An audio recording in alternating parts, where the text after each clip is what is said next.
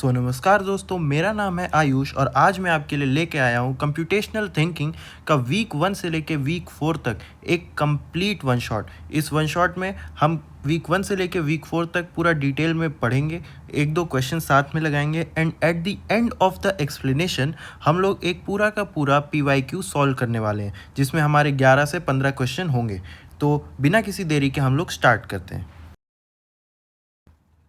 सबसे पहले मेरे पास आता है वीक 1 का पोर्शन। तो वीक 1 के पोर्शन में जो हम लोग को पढ़ना है वो बेसिकली है data set, flow charts, iterations और आइट्रेटर्स। हमें इन सब के बारे में थोड़ी जानकारी लेनी होती है, तो एक एक करके मैं सारे टॉपिक्स को डिस्कस करूंगा। ठीक है, तो सबसे पहले मेरे पास टॉपिक आता है data set. What is a data set? तो डेटा सेट कुछ नहीं है, it is a collection of related data. For example, अगर मैं किसी स्कूल में जाऊँ तो वहाँ पे मुझे क्या मिलेगा? एक स्कूल का डेटा सेट मिलेगा, जिसमें क्या प्रेजेंट होगा? हर एक स्टूडेंट की डिटेल प्रेजेंट होगी। उस डिटेल में क्या क्या हो सकता है? उसके मार्क्स हो गए, उसकी डेट ऑफ बर्थ हो गई, रोल नंबर हो गया, ठीक है, फीस कितनी वो दे रहा है, कुछ भी आईडी कार्ड से रिलेटेड, मतलब कुछ भी रिलेटेड इन्फॉर्मेशन मुझे कहाँ मिल जाएगी? स्कूल के डेटा सेट में मिल जाएगी। तो सिमिलरली सिटी में हम लोग जो हम लोग IIT मद्रास की तरफ से हम लोग किस डेटा सेट पे ज़्यादा काम करते हैं? वो कौन से हो गए? स्कोर्स के डेटा सेट हो गए। ये स्कूल वाले डेटा सेट जैसा ही है। इसमें क्या है? मेरे पास नंबर ऑफ स्टूडेंट्स का डेटा रहता है, जिसमें मेरे पास क्या क्या गिवन होगा? उनके मार्क्स गिवन होंगे, आईडी गिवन होगा और उनके मतलब डेट ऑफ बर्थ गिवन होगा। तो सारी रिलेटेड चीज़ें मेरी क्या कहते हैं, एक डेटा सेट में प्रेजेंट रहती हैं। ठीक है, तो सीटी के अंदर हम लोग जितनी भी प्रॉब्लम्स को डिस्कस करेंगे वो किसी ना किसी डेटा सेट पे बेस होने वाली है। ठीक है, they all will be based on some data set. ठीक है, आगे देखते हैं। तो यहाँ पे एग्जांपल दिए हुए हैं, कैसे scores data set, words data set, shopping bills data set. तो ऐसे ही मेरे पास काफ़ी सारे डेटा सेट्स होते हैं। ठीक है, आगे देखते हैं। Now what is a iteration? Iteration is going through a sequence of object and performing the same operation on each object. Iteration का मतलब यही है कि मैं एक काम को रिपीटेटिवली कर रहा हूँ। ठीक है, लगातार मैं कर रहा हूँ। फॉर एग्जाम्पल, अगर मेरे पास एक डेक ऑफ कार्ड्स है, उसमें मेरे पास काफ़ी सारे कार्ड्स होंगे, राइट? अगर मेरे पास एक डेक ऑफ कार्ड्स है तो उसमें मेरे पास काफ़ी सारे कार्ड्स होंगे। अगर मैं क्या करूँ, मुझे काउंट करना हो, तो इसको मैं एज अ आइट्रेशन व्यू कैसे देखूंगा? मेरा आइट्रेशन स्टेप ये होगा कि मैं इस पूरे डेक को देखूंगा, इसमें से मैं एक कार्ड को उठाऊंगा और इसको मैं कहीं पे काउंट कर लूँगा। फिर मैं दूसरे कार्ड को उठाऊंगा, काउंट करूंगा, हटा दूंगा, तीसरे कार्ड को काउंट करूंगा, हटा दूंगा। तो मैं कर क्या रहा हूँ? हर एक कार्ड पे, ठीक है, हर एक कार्ड को उठा रहा हूँ और क्या कर रहा हूँ? उसको काउंट कर रहा हूँ। तो मैं क्या कर रहा हूँ? हर एक ऑब्जेक्ट पे सेम टास्क परफॉर्म कर रहा हूँ। तो ये क्या होता है? आइट्रेशन होता है। ठीक है, ये क्या होता है? आइट्रेशन होता है कि मैं एक ही टास्क को सिमिलरली मल्टीपल ऑब्जेक्ट्स पे परफॉर्म कर रहा हूँ, जो कि एक सीक्वेंस में प्रेजेंट है। ठीक है, उसके बाद तो यहाँ पे एग्जांपल दिया हुआ है कि काउंटिंग या फिर कैलकुलेटिंग सम। सम कैसे कैलकुलेट करना है? मान लो मेरे पास 3 स्टूडेंट थे, फॉर एग्जांपल 3 ले रहा हूँ, मेरे पास और भी ज़्यादा हो सकते हैं। मैं क्या करूँगा? पहले पहले स्टूडेंट का मैं मार्क्स उठाऊंगा, उनको कहीं सम नाम के वेरिएबल में ऐड कर दूंगा। फिर मैं दूसरे स्टूडेंट का मार्क्स उठाऊंगा, सम में ऐड करूंगा, तीसरे स्टूडेंट का मार्क्स उठाऊंगा, सम में ऐड करूंगा। तो एट द एंड मुझे क्या मिल जाएगा? इन तीनों स्टूडेंट का सम ऑफ मार्क मिल जाएगा, है ना? तो यहाँ पे अपना आइटरेटिव स्टेप क्या था कि मैं स्टूडेंट का डेटा उठा रहा हूँ, उनमें से मार्क्स को निकाल रहा हूँ, मार्क्स को सब में ऐड कर रहा हूँ। अब ये मैं हर स्टूडेंट पे करूँगा जो कि मेरे डेटा सेट में प्रेजेंट है। ठीक है, अब आगे देखते हैं। आगे मेरे पास आता है वेरिएबल। तो what is a variable? Variable कुछ नहीं है, it is just an entity which hold some value during computation. ठीक है, इसको ये भी कहते हैं कि ये होल्ड करता है वैल्यू को, और इसे कहते हैं whose value keeps changing. Whose value keeps changing. ठीक है, कीप्स चेंजिंग, ये भी एक डेफिनेशन होती है। तो यहाँ पे कीप चेंजिंग से क्या मतलब है इसका? फॉर एग्जाम्पल हम लोग देखते हैं। एग्जाम्पल मेरे पास है a इज इक्वल्स टू 5। यहाँ पे जो ये a है यही अपना वेरिएबल होता है, क्योंकि a ने क्या किया हुआ है? a ने यहाँ पे 5 जो है वो वैल्यू होल्ड करके रखी हुई है। तो यहाँ पे a क्या है? मेरा वेरिएबल है। अब फॉर एग्जाम्पल अगर मैं अपने कोड में पहले ये लिखता हूँ और इसी के आगे थोड़ी लाइन बाद मैं अपनी कहीं ये फर्स्ट लाइन में मैंने a इज इक्वल्स टू 5 लिखा। मान लो sum of the lines of code के बाद मैंने कहीं 10th लाइन में लिखा a इज इक्वल्स टू 10। तो अब जो मेरी a की वैल्यू थी वो अपडेट हो चुकी है। यहाँ पे a की वैल्यू क्या है? 10 है, तो इसकी वैल्यू चेंज हो गई। तो anything that holds value, any type of value, not only numeric, कुछ भी कैरेक्टर वाली वैल्यू, स्ट्रिंग वैल्यू या कोई भी न्यूमेरिक वैल्यू, तो वो क्या होता है? वेरिएबल होता है। ठीक है, जो भी वैल्यू को होल्ड करने वाला है। ठीक है, आगे देखते हैं। What is filtering? तो जैसा नाम है वैसे हमें पता चला है कि कुछ हमें फिल्टर करना होगा। तो filtering only means to take out specific data from the entire data set. मैं पूरे के पूरे डेटा सेट में से अगर कोई चीज़ को फिल्टर करके निकाल लूँ तो वो क्या होता है, फिल्टरिंग। फॉर एग्जाम्पल, अगर मेरे पास स्कोर्स डेटा था, स्कोर्स डेटा सेट था, और मुझे क्या कहते हैं उसमें से सम ऑफ मैथ मार्क्स चाहिए थे केवल बॉयज़ के, ठीक है। स्कोर्स डेटा सेट क्या होता है, स्कोर्स डेटा सेट में मेरे पास सारे स्टूडेंट के डेटा प्रेजेंट होंगे, उसमें हर एक सब्जेक्ट का मार्क्स होगा और उसमें हर एक जेंडर के स्टूडेंट्स भी होंगे। लेकिन मुझे क्या चाहिए, मुझे केवल सम ऑफ मैथ मार्क चाहिए, वो भी केवल बॉयज़ का। तो मैं क्या कर रहा हूँ, इस पूरे डेटा सेट में से मैं केवल बॉयज़ का डेटा उठा रहा हूँ, वो भी केवल मैथ्स के मार्क्स का। तो मैं क्या कर रहा हूँ, फिल्टर कर रहा हूँ डेटा को, ठीक है। तो जैसा इसका नाम है वैसा ही काम है कि फिल्टर करना है मुझे डेटा सेट में से, ठीक है। आगे देखते हैं आइट्रेटर। तो आप लोग को ये पता होना चाहिए कि आइट्रेशन और आइट्रेटर में डिफरेंस क्या है। It is same as a car and a driver. तो जो मेरा आइट्रेशन है वो क्या कहते हैं, वो फॉर एग्जांपल कार है, तो कार को ड्राइव कौन करता है, ड्राइवर ड्राइव करता है। सिमिलरली जो मेरा आइट्रेशन है उसको कौन ड्राइव करता है, उसको आइट्रेटर ड्राइव करता है, ठीक है, उसको आइट्रेटर ड्राइव करता है, ठीक है। और इसमें क्या कहते हैं, अपने पास 3 स्टेप होते हैं। Represent the procedure of doing something repetitively. अगर मैं किसी भी प्रोसीजर को रिपीटेटिवली बता रहा हूँ, ठीक है, तो देखो आइट्रेशन होता है कि मैं कोई काम रिपीटेटिवली कर रहा हूँ, आइट्रेटर उसी काम को रिपीटेटिवली कैसे कर रहा हूँ वो बताता है, वो हमें डिफाइन करता है कि ये काम कैसे चलने वाला है। इसीलिए आइट्रेटर में क्या कहते हैं, 3 बहुत इंपॉर्टेंट स्टेप्स होते हैं। पहला होता है इनिशियलाइजेशन स्टेप, दूसरा होता है steps for the task that need to be repeated, यानी वो कौन से सेट ऑफ टास्क हैं जो कि हमें हर एक ऑब्जेक्ट पे लगाने हैं, जो काम मुझे हर एक ऑब्जेक्ट पे करना है, वो वाला क्या कहते हैं मेरे स्टेप्स। और क्या है, a way to determine when to stop the iteration, ठीक है। ये जब आगे चल के आप लोग कोड पढ़ेंगे वहाँ और अच्छे से समझ में आएगा। लेकिन फॉर एग्जाम्पल जब भी आप लोगों ने कुछ क्वेश्चन देखे होंगे वहाँ पे ये बोलता है क्या कहते हैं, all the cards in pile 1, ठीक है, arrange all the cards in pile 1। तो वो क्या होता है मेरा, मैंने क्या किया, सारे कार्ड्स को पाइल 1 में अरेंज कर दिया। ये हो गया मेरा इनिशियलाइजेशन स्टेप। उसके बाद ये मुझसे बोलता है check if there are more cards in the pile, यानी कि अगर मेरे पाइल में और कार्ड्स प्रेजेंट है तो ही मैं आगे जाऊँ, लेकिन अगर नहीं है तो मैं एंड कर दूँ। तो ये कौन सा मेरा स्टेप हो गया, ये वाला। यहाँ पे क्या बोला है, a way to determine when to stop the iteration. तो ये है वो वे कि अगर मेरे पाइल में सारे कार्ड्स खत्म हो जाएंगे तो मुझे क्या कर देना है, एंड कर देना है। लेकिन अगर कार्ड्स बचे हैं तो मैं क्या करूँगा, इसी प्रोसेस को आगे बढ़ाता जाऊँगा। और इसके बाद वो प्रोसेस कौन सा होगा, वो हम लोग यहाँ पे लिखते हैं। जब भी हम लोग इस कंडीशनल स्टेटमेंट के येस वाले पार्ट में आते हैं, हम लोग इसमें लिखते हैं कि कौन सा टास्क मुझे रिपीट करना है, ठीक है। तो बेसिकली आइट्रेटर जस्ट मीन्स कि आइट्रेशन को कैसे ड्राइव करता है वो अपने आइट्रेटर बताता है, ठीक है। आगे देखते हैं। आगे हमारे पास आता है फ्लो चार्ट। तो flow chart is use to graphically represent a set of instruction और एल्गोरिदम, ठीक है। किसी भी इंस्ट्रक्शन के सेट को या फिर एल्गोरिदम्स को अगर हमें ग्राफिकली रिप्रेजेंट करना हो तो हम किसकी मदद से करते हैं, फ्लो चार्ट की मदद से करते हैं। फ्लो चार्ट हमें कुछ सिंबल्स देता है, जैसे कि टर्मिनल सिंबल, ये एक ओवल शेप होता है, या फिर it is also a rectangle shape with rounded corners, जैसा कि यहाँ पे गिवन है, ठीक है। तो इसमें टर्मिनल, और ये क्या शो करता है हमें, स्टार्ट और end of the program, okay. आगे हमारे पास क्या आता है, प्रोसेस सिंबल, जो कि हमें कोई भी अरिथमेटिक ऑपरेशंस को करने को दिखाएगा, या फिर कहीं पे भी अगर हम वेरिएबल्स की वैल्यू को चेंज करते हैं तो उसको हमें किस में शो करना होता है, अपने प्रोसेस वाले बॉक्स में। आगे हमारे पास आता है decision symbol. Decision symbol is use to show true या फिर फॉल्स वाली कंडीशन, येस या फिर नो वाली कंडीशन। ये हम लोग किस लिए करते हैं, ये हमारे प्रोग्राम का पाथ को डिसाइड करता है कि अगर ये चीज़ ट्रू है तो मैं इस पाथ पे जाऊँ, लेकिन अगर ट्रू नहीं है तो मैं दूसरे पाथ पे जाऊँ। तो वो चीज़ हमें कौन बताएगा, डिसीजन। आगे हमारे पास क्या आता है, flow line. What is a flow line, flow line shows the flow between 2 steps of a computational process, ठीक है। किसी भी फ्लो चार्ट में अगर किसी 2 स्टेप में क्या कहते हैं, हम लोग फ्लो लाइंस का यूज़ करते हैं कि कौन से किस वे में जो कि अपना कंप्यूटेशन है वो फ्लो कर रहा है। अब यहाँ पे मैंने एग्जांपल लिया सम ऑफ मैथ मार्क का फ्लो चार्ट, ठीक है। तो यहाँ पे आप ध्यान से देखना, सबसे पहले क्या किया, स्टार्ट, सबसे पहले अपने प्रोग्राम को स्टार्ट कर दिया। उसके बाद क्या किया, sum is equals to 0, sum is equals to 0। ये क्या था, मैंने इनिशियलाइज कर दिया सम इज इक्वल्स टू 0। अब इसी सम वेरिएबल में मैं क्या करूँगा, आगे चल के अपने जो सम ऑफ मैथ मार्क है उसको स्टोर करने वाला हूँ, ठीक है। आगे देखते हैं। आगे मुझसे बोला है मोर कार्ड्स इन पाइल 1 और क्वेश्चन मार्क लगाया हुआ है, ठीक है, क्वेश्चन मार्क लगाया हुआ है। ये क्वेश्चन मार्क अब क्या करेगा, यहाँ पे इसका मतलब क्या है, ये हमें 2 रिजल्ट देगा, एक तो ट्रू और दूसरा क्या देगा हमें, फॉल्स, ठीक है, दूसरा क्या देगा हमें, फॉल्स। तो हमसे बोला है कि अगर ये फॉल्स हो तो मैं इस पार्ट पे जाऊँ। फॉल्स ये कब होगा, मोर कार्ड्स इन पाइल 1, यानी कि जैसे ही मेरे पाइल 1 में कार्ड्स खत्म हो जाएंगे मैं क्या करूँगा, प्रोग्राम को एंड कर दूंगा। लेकिन अगर मेरे पाइल में कार्ड्स बचे होंगे तो मैं क्या करूँगा, इस वाले पाथ पे आऊँगा। और यहाँ पे क्या कर रहा है, pick a card X from pile 1, यानी कि जो भी मेरा स्टूडेंट्स का डेटा था मुझे उसमें से एक एक करके डेटा को उठाना है, तो मैं कार्ड एक्स को उठाऊंगा। फिर मूव एक्स टू पाइल 2, इसको मैं दूसरे पाइल में मूव कर दूंगा ताकि मैं इसका डेटा दोबारा रीड ना करूं। और फिर add card excess marks to sum, तो इस कार्ड के जो मार्क्स थे उसको मुझे कहाँ ऐड कर देना है, सम में ऐड कर देना है।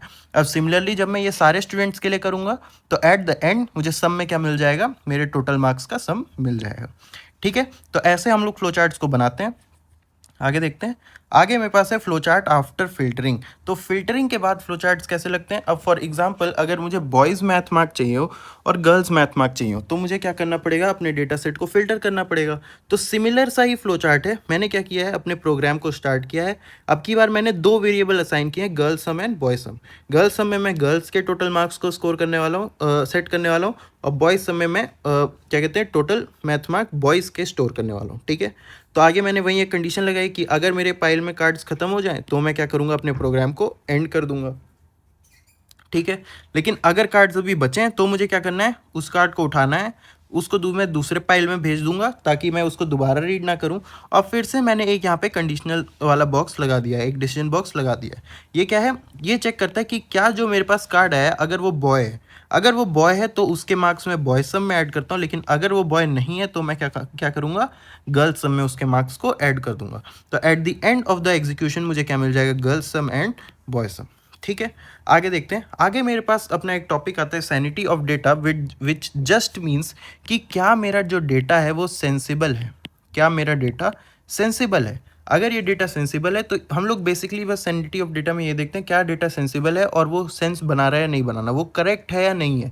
ठीक है, it simply means if the data is making sense or not. For example a student marks will be a numeric value. अगर मैं कहीं भी स्टूडेंट्स के डेटा सेट में जाता हूँ वहाँ पे मार्क्स फील्ड में क्या प्रेजेंट होगा, यही सब होगा, 97, 40, 50, है ना। ऐसा तो प्रेजेंट नहीं होगा कि इस वाली मार्क फील्ड में ऐसे प्रेजेंट हो 90, ये तो नहीं होगा ना, क्योंकि ये क्या है, ये कैरेक्टर्स है, ये क्या कहते हैं, मेरे अल्फ़ाबेट्स हैं। लेकिन ये क्या कहते हैं, मेरी न्यूमेरिक वैल्यू है, तो मार्क्स में क्या होगा, न्यूमेरिक वैल्यू होगा। और ये मार्क्स कहाँ से कहाँ तक लाई करेंगे, ये 0 से 100 तक ही लाई करेंगे। अब अगर मैं किसी के मार्क्स में 150 लिख दूँ तो क्या ये चीज़ सेंस बना रही कि किसी के मार्क्स 150 आ सकते हैं, नहीं आ सकते। तो हमें बस यही देखना है कि कौन सा डेटा सेंस बना रहा है या नहीं बना रहा। ठीक है, ऐसे ही similarly name can not have special characters, addition of name does not make any sense. अगर मैं ये लिखता हूँ कि आयुष प्लस ऐसे लिख दूँ जो, क्या ये चीज़ कोई सेंस बना रही है कंप्यूटेशन में, नहीं बना रही। हम लोग नेम को ऐड नहीं करते, हम लोग नंबर्स को ऐड कर सकते हैं। ठीक है, similarly name will not have numeric values. ठीक है, तो यही सब बातें होती हैं। हमें बस ये देखना है कि सैनिटी ऑफ डेटा में अपना जो डेटा है वो सेंस बना रहा है नहीं बना रहा। तो इसको और अच्छे समझने के लिए I even brought a question. तो क्वेश्चन ये है, the given information represent a words data set and it may have some mistake with respect to sanity of data, identify all rows with such mistake. ठीक है, तो यहाँ पे एक ये रो है, मुझे मेरे पास सेट ऑफ डेटा है, मुझे फाइंड करना है इसमें से कौन सी रो सही है और कौन सी नहीं है based on sanity of data.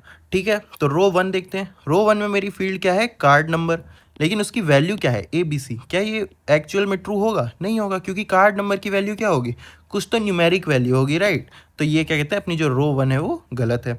रो 2 क्या है, रो 2 है वर्ड, और वर्ड में क्या है, अनप्लीजेंट। तो ये करेक्ट है, क्योंकि वर्ड में तो अपना कुछ भी हो सकता है, वर्ड हो सकता है, कैरेक्टर्स या फिर स्ट्रिंग हो सकता है। फिर हम लोग रो 3 देखते हैं। रो 3 क्या है, part of speech. Part of speech क्या होता है, अगर कोई भी मेरा वर्ड है तो वो नाउन हो सकता है, प्रोनाउन हो सकता है, एडजेक्टिव हो सकता है, वर्ड हो सकता है, सॉरी वर्ब हो सकता है। तो वो सब क्या होता है, जो ये होता है नाउन, प्रोनाउन, एडजेक्टिव, वर्ब, वो सब क्या होता है, पार्ट ऑफ स्पीच होते हैं। ठीक है, तो यहाँ पे क्या गिवन है, एडजेक्टिव, तो ये भी क्या कहते हैं, करेक्ट है।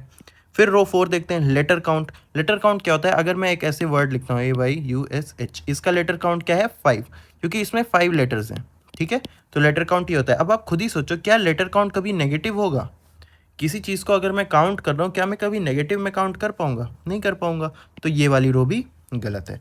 ठीक है, तो ये होता है सैनिटी ऑफ डेटा। हमें बस ये देखना है कि क्या जो डेटा है वो सेंस बना रहा है या नहीं बना रहा। अब इसी चीज़ को ओवरकम करने के लिए हम लोग ने टॉपिक इंट्रोड्यूस किया, जो कि है डेटा टाइप।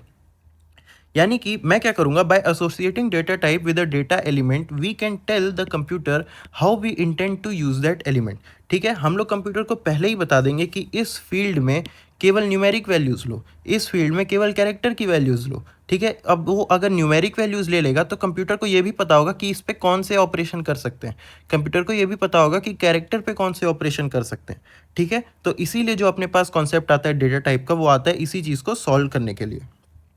तो जो अपने पास बेसिक डेटा टाइप्स होते हैं वो कौन कौन से होते हैं, बूलियन, इंटीजर, कैरेक्टर। ठीक है, बूलियन क्या होता है, बूलियन जस्ट हमारी मतलब दो वैल्यूज को रिप्रेजेंट करता है, ट्रू या फिर फॉल्स, वो क्या होता है बूलियन डेटा टाइप। इंटीजर क्या होता है, integer basically means numbers like -2, -1, 0, 1, 2 till infinity. ठीक है, ध्यान से रखना कि यहाँ पे पॉइंट की बात नहीं हो रही, यहाँ पे बात हो रही है केवल इंटीजर की, केवल नॉर्मल नंबर्स की। ठीक है, तो वो कौन से होते हैं, अपने इंटीजर होते हैं। ठीक है, अब इन पे ऑपरेशंस देख लो।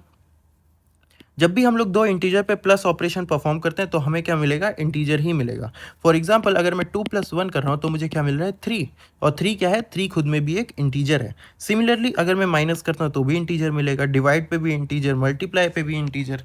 लेकिन आप लोग अब ध्यान से देखना कि अगर मैं ग्रेटर देन लगाऊं, आप लोग खुद ही सोचो, अगर मैं 5 ग्रेटर देन 11 करूं, इसका रिजल्ट क्या होगा, इसका रिजल्ट होगा फॉल्स, क्योंकि 5 ग्रेटर देन 11 नहीं है।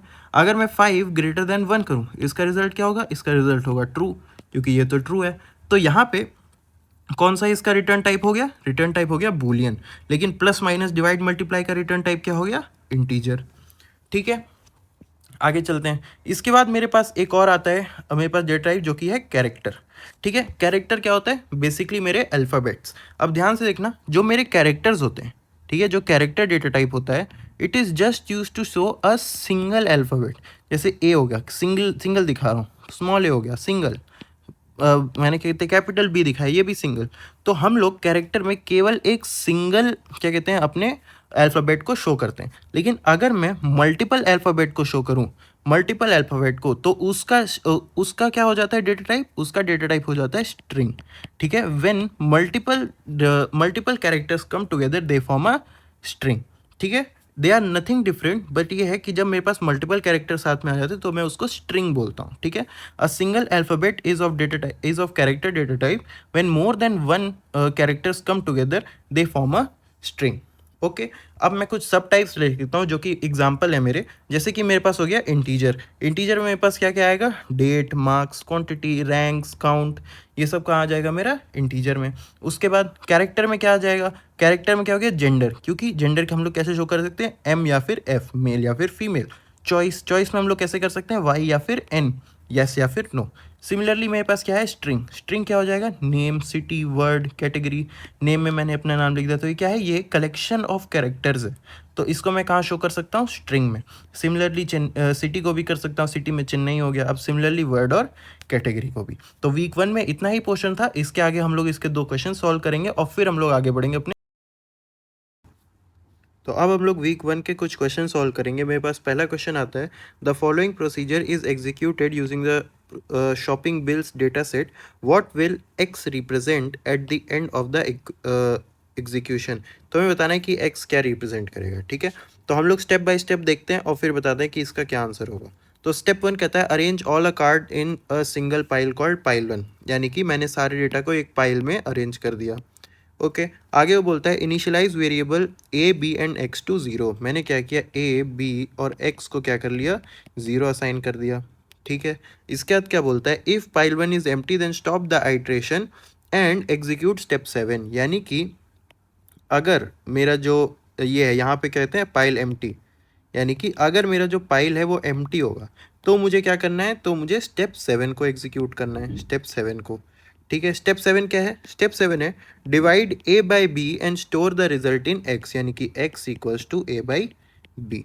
ओके, अब देखते हैं स्टेप 4 क्या है। स्टेप 4 क्या है, read the top card in pile 1, यहाँ कहते हैं read the top card in pile 1। ठीक है, आगे देखते हैं, if shop name is S V stores then add the total bill amount to A and increment B, यानी कि यहाँ पे एक कंडीशन है कि अगर मेरा जो बिल है अगर वो एस वी स्टोर से है, ठीक है, अगर वो एस वी स्टोर से है तो मुझे क्या करना है, उसका जो then add the total bill amount to A, इसका जो एक बिल का जो टोटल बिल अमाउंट था वो मुझे कहाँ ऐड करना है, ए में। ए में मैं क्या करूँगा, ए प्लस टोटल, हर एक बिल का टोटल अमाउंट मैं कहाँ ऐड कर रहा हूँ, ए में, और क्या कर रहा हूँ, बी को इंक्रीमेंट कर रहा हूँ, बी को इंक्रीमेंट कर रहा हूँ। मतलब आप समझ रहे हो, मेरे पास एक बिल आया, अगर वो एसवी स्टोर का है तो अमाउंट ए में ऐड कर रहा हूँ और इंक्रीमेंट कर रहा हूँ बी को। नेक्स्ट बिल आया, अगर मान लो वो भी एसवी स्टोर का था तो मैं उसका अमाउंट ऐड कर रहा हूँ ए में और बी को इंक्रीमेंट कर रहा हूँ। तो मेरे ए में क्या स्टोर हो रहा होगा, ए में मेरे स्टोर हो रहा होगा मेरा जो क्या कहते हैं टोटल बिल अमाउंट है from SV store. SV store से कितना रेवेन्यू हुआ है सारे बिल्स के अक्रॉस, मतलब एसवी स्टोर्स में जितने भी बिल्स थे, ठीक है, जितने भी बिल्स थे मैंने सबका अमाउंट कहाँ ऐड कर लिया, ए में।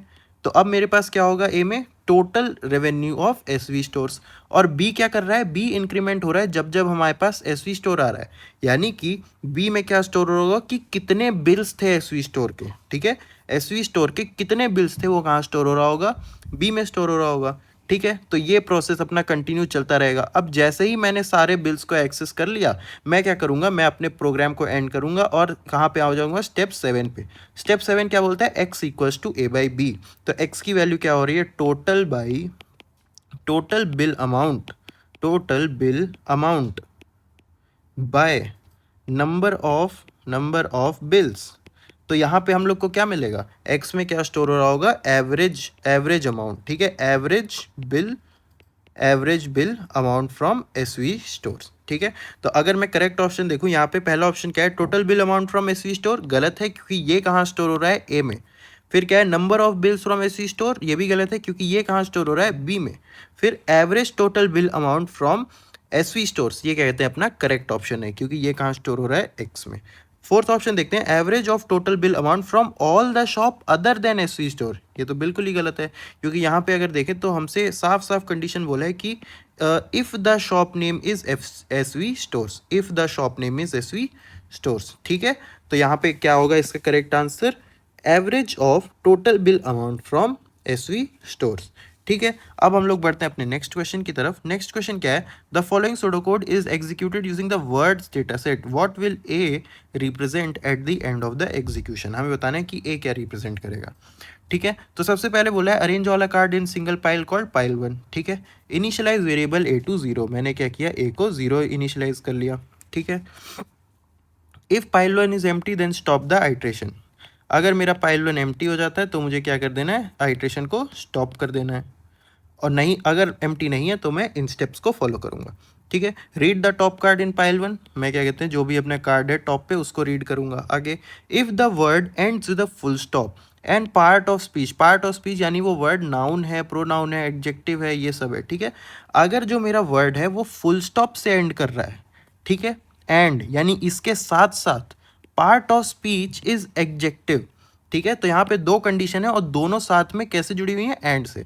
पहली कंडीशन क्या है कि word should and with a full stop, दूसरी कंडीशन क्या है कि part of speech is adjective, ठीक है। तब हम लोग क्या कर रहे हैं, ए को इंक्रीमेंट कर रहे हैं। स्टेप 6 क्या है, move the current card to another pile called pile 2 and repeat from step 3, यानी ये है कि यहाँ पे मैं ए को इंक्रीमेंट करूंगा बेस्ड ऑन सम कंडीशन और उसके बाद मैं वापस से इधर चला जाऊंगा, ठीक है। तो यहाँ पे हमें किस बेसिस पे ए को इंक्रीमेंट करना है कि जो मेरा वर्ड है वो फुल स्टॉप से एंड कर रहा है और जो मेरा पार्ट ऑफ स्पीच है उस वर्ड का वो क्या है, एडजेक्टिव, तब मैं ए को इंक्रीमेंट करूंगा। तो यहाँ पे हमारा ए क्या रिप्रेजेंट करेगा, ए रिप्रेजेंट करेगा total number of adjectives which and with a full stop, ठीक है। तो करेक्ट ऑप्शन देखें तो पहला टोटल नंबर ऑफ एडजेक्टिव्स, गलत ऑप्शन है। दूसरा टोटल नंबर ऑफ वर्ड्स, ये भी गलत ऑप्शन है। Number of adjective which are not at the end of the sentence, ये भी गलत है। उसके बाद फोर्थ ऑप्शन क्या है, number of adjective which are, sorry, option number C क्या है, number of adjective which are at the end of the sentence, तो ये कहते हैं अपना करेक्ट ऑप्शन है। ऑप्शन नंबर 4 क्या है, number of adjective which are not at the end of the sentence, ये कहते हैं अपना गलत ऑप्शन है। तो करेक्ट ऑप्शन क्या होगा, number of adjectives which are at the end of the sentence, ठीक है। अब हम लोग आगे बढ़ते हैं अपने वीक 2 की तरफ। तो वीक 2 में हमें क्या करना है, थोड़े से और फ्लो चार्ट्स को एनालाइज करना है। तो मेरे पास पहला फ्लो चार्ट क्या है, मैक्सिमम ऑफ मैथ्स मार्क्स, ठीक है। मेरे पास एक कॉन्सेप्ट आता है कि मैं मैक्स कैसे फाइंड करूंगा। तो फॉर एग्जांपल मैं कुछ एक डेटा ले लेता हूँ, जैसे 40, 50, 60, कि मेरे पास ये 3 मार्क्स थे, मुझे इनमें से मैक्स को फाइंड करना था, ठीक है। अब मैं इसको इधर डाल रहा हूँ। सबसे पहले मैं क्या करूँगा, मैक्स को ज़ीरो किया, उसके बाद मैं चेक करूँगा कि क्या मेरा जो अभी पाइल है वो एम्प्टी है या नहीं है। अगर वो एम्प्टी हो चुका होगा तो मैं क्या करूँगा, इसको एंड कर दूंगा। लेकिन एम्प्टी नहीं होगा और कार्ड्स प्रेजेंट होंगे तो मैं इधर करूँगा pick a card X from pile 1। मैंने कार्ड पिक किया जो कि क्या है मेरा, 40। ठीक है, मूव एक्स टू पाइल 2, इसको मैंने दूसरे पाइल में मूव कर दिया, यानी यहाँ से हटा दिया। ठीक है, कार्ड एक्स डॉट मैथ, इसका मतलब है कि एक्स कार्ड के मैथ्स मार्क्स क्या है, एक्स कार्ड के मैथ्स मार्क्स अगर ये ग्रेटर देन मैक्स है, यानी 40 ग्रेटर देन मैक्स। अभी मैक्स कितना है, 0। क्या ये ट्रू है? अगर ये ट्रू होगा तो मुझे मैक्स में क्या स्टोर कर देना है, ये जो मेरे पास मार्क्स आए हुए हैं इनको स्टोर करना है। ठीक है, तो यहाँ पे अब मैक्स में क्या स्टोर हो जाएगा, 40 स्टोर हो जाएगा। तो मैक्स की वैल्यू जो पहले 0 थी अब क्या हो जाएगी, 40। ठीक है, इसके बाद क्या करना है, मुझे वापस से कहाँ पे आना है, अपने मोर कार्ड्स वाले पे। ठीक है, वापस से अभी मेरे पास यहाँ पे कितने कार्ड्स प्रेजेंट हैं, 2 और कार्ड्स प्रेजेंट हैं। ठीक है, तो मैं क्या करूँगा, वापस से इसी वाले पाथ में जाऊँगा, पिक अ कार्ड एक्स, तो मैं 50 को पिक करूँगा। चेक करूँगा कि क्या ये मैक्स से ज़्यादा है, तो अभी मैक्स कितना है, 40। तो क्या 50 40 से ज़्यादा है? जी हाँ, ज़्यादा है। तो मैक्स की वैल्यू फिर से अपडेट होगी, क्या हो जाएगी, 50। सिमिलरली जब मेरा नेक्स्ट कार्ड आएगा जो कि ये 60, चेक करेगा कि क्या 60 50 से ज़्यादा है, तो ये तो क्या कहते हैं, ट्रू है। तो मेरे मैक्स में अब क्या स्टोर हो जाएगा, 60 स्टोर हो जाएगा। मान लो इसके बाद कोई मार्क्स आते थे जो कि कितने थे, 30। ठीक है, अब मान लो ये वाला कार्ड जब इसमें आएगा तो यहाँ पे ये चेक करेगा कि क्या 30 60 से ज़्यादा है, तो 30 60 से ज़्यादा नहीं है, तो यानी वो इस वाले स्टेटमेंट पे तो नहीं आएगा, वो यहाँ से डायरेक्ट कहाँ जाएगा, वापस से यहाँ पे जाएगा, यानी कि नेक्स्ट कार्ड की तरफ जाएगा। ठीक है, तो ये मेरा बेसिक सा फंडा होता है किसके लिए, मैक्स को फाइंड करने के लिए इन अ डेटा सेट। ठीक है, कि मैं क्या करूँगा, मैक्स की वैल्यू को अपडेट करता रहूँगा जब तक क्या कहते हैं मुझे उससे लार्जर वैल्यू मिलती जा रही है अपने डेटा सेट में। ठीक है, आगे क्या है, यहाँ पे keep track of list of card, इसकी आपको ज़रूरत नहीं है। आगे देखते हैं, तो यहाँ पे फिर से फ्लो चार्ट्स को ही थोड़ा सा लिखा गया है और हमें उसकी एडवांटेजेस और डिसएडवांटेजेस बताई गई हैं। एडवांटेज क्या है, it helps in visual representation, और क्या कहते हैं इजी टू अंडरस्टैंड होता है। लेकिन इसकी काफ़ी सारी डिसएडवांटेजेस भी होती हैं, जैसे साइज़ हो गया, कोलैबोरेशन करना मुश्किल होता है, और जब भी हम लोग अपने क्या कहते हैं अपने प्रोजेक्ट की क्या कहते हैं दूसरे दूसरे वर्जन निकालते हैं, तो हर वर्जन के फ्लो चार्ट बनाना तो पॉसिबल नहीं है, राइट, क्योंकि फ्लो चार्ट तो बड़े बड़े प्रोजेक्ट्स के बहुत बड़े बड़े बनेंगे। ठीक है, तो वहाँ पे क्या कहते हैं मेरे पास साइज, कोलैबोरेशन और वर्जन्स जैसी क्या कहते हैं डिसएडवांटेजेस सामने आती हैं। तो इसी के लिए मैंने क्या किया, इसी फ्लो चार्ट्स को we represent in a step wise. इसी फ्लो चार्ट को अगर मैं स्टेप वाइज लिखूं, कैसे लिखूंगा कि स्टेप 0 पे स्टार्ट हो रहा है, स्टेप 1 पे मैंने क्या किया, काउंट को इनिशियलाइज किया, स्टेप 2 पे क्या कर रहा हूं मैं, चेक कार्ड्स इन पाइल 1। ठीक है, स्टेप 3 क्या है कि अगर मेरे पास कार्ड नहीं है तो मैं क्या करूंगा कि तो मैं स्टेप 8 पे चला जाऊं, और अगर मेरे पास कार्ड है तो मैं इन स्टेप्स को फॉलो करूं। तो मैं ऐसे करके अपने फ्लो चार्ट्स को इन अ स्टेप लिख सकता हूं। ठीक है, तो प्रोग्रामिंग लैंग्वेज में हमें क्या कहते हैं, इन फ्लो चार्ट्स को ड्रॉ करने के बजाय अगर हम लोग डायरेक्टली कोड को लिखें तो वो काफ़ी बेनिफिशियल होता है। हम लोग डायरेक्टली ऐसे क्या कहते हैं कंडीशनल स्टेटमेंट्स को लिख सकते हैं और ऐसे रिपीटेड एग्जीक्यूशन को लिख सकते हैं।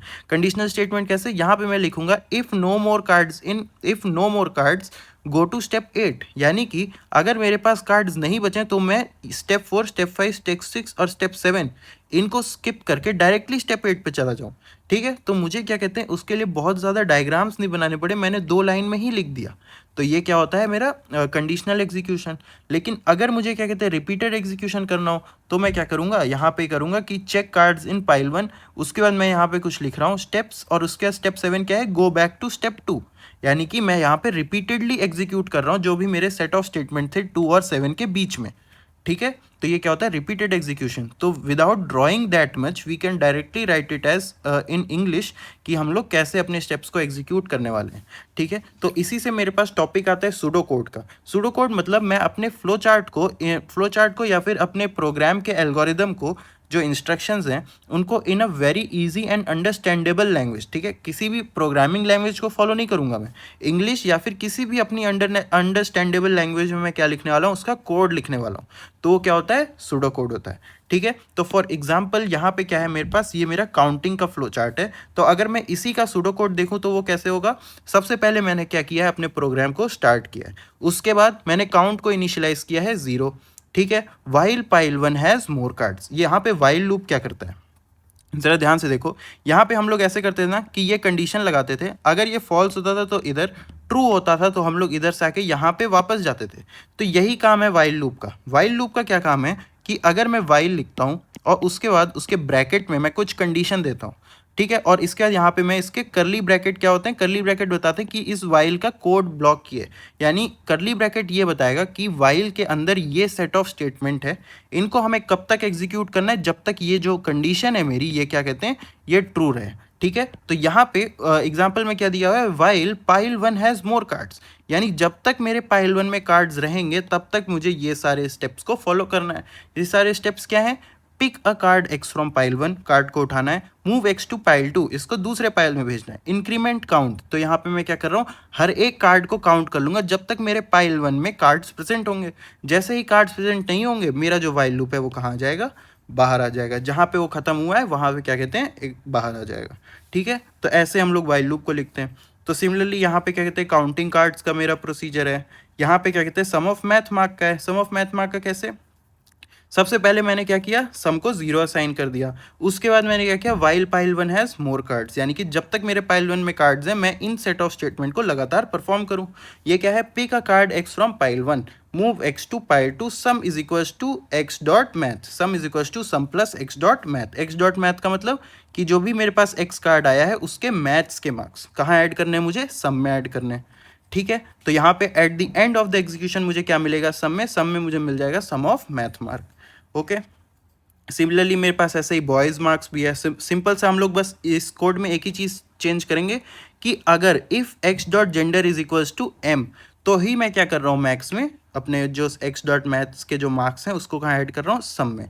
यहाँ पे बस मैंने एक कंडीशन लगा दी, इफ़, कि इफ़, देखो हम लोग सूडो कोड में इफ़ और एल्स को कैसे लिखते हैं, इफ़, यहाँ पे इफ़ के आगे मैंने ब्रैकेट लगाया, उसके अंदर मैंने एक कंडीशन लिखी है कि अगर एक्स डॉट जेंडर, यानी कि जो मेरे पास कार्ड आया है एक्स, अगर उसका जेंडर मेल है तो ही मुझे क्या करना है, सम में उसके मार्क्स को ऐड करना है। नहीं तो क्या होगा, अगर यहाँ पे फीमेल होता तो यहाँ पे ये कंडीशन फॉल्स हो जाती, हम लोग डायरेक्टली यहाँ पे यहाँ आ जाते। ठीक है। इस वाले स्टेटमेंट को एग्जीक्यूट नहीं करते। ठीक है। आगे देखते हैं। यहाँ पे मेरे पास अब है sum of boys and girls math mark.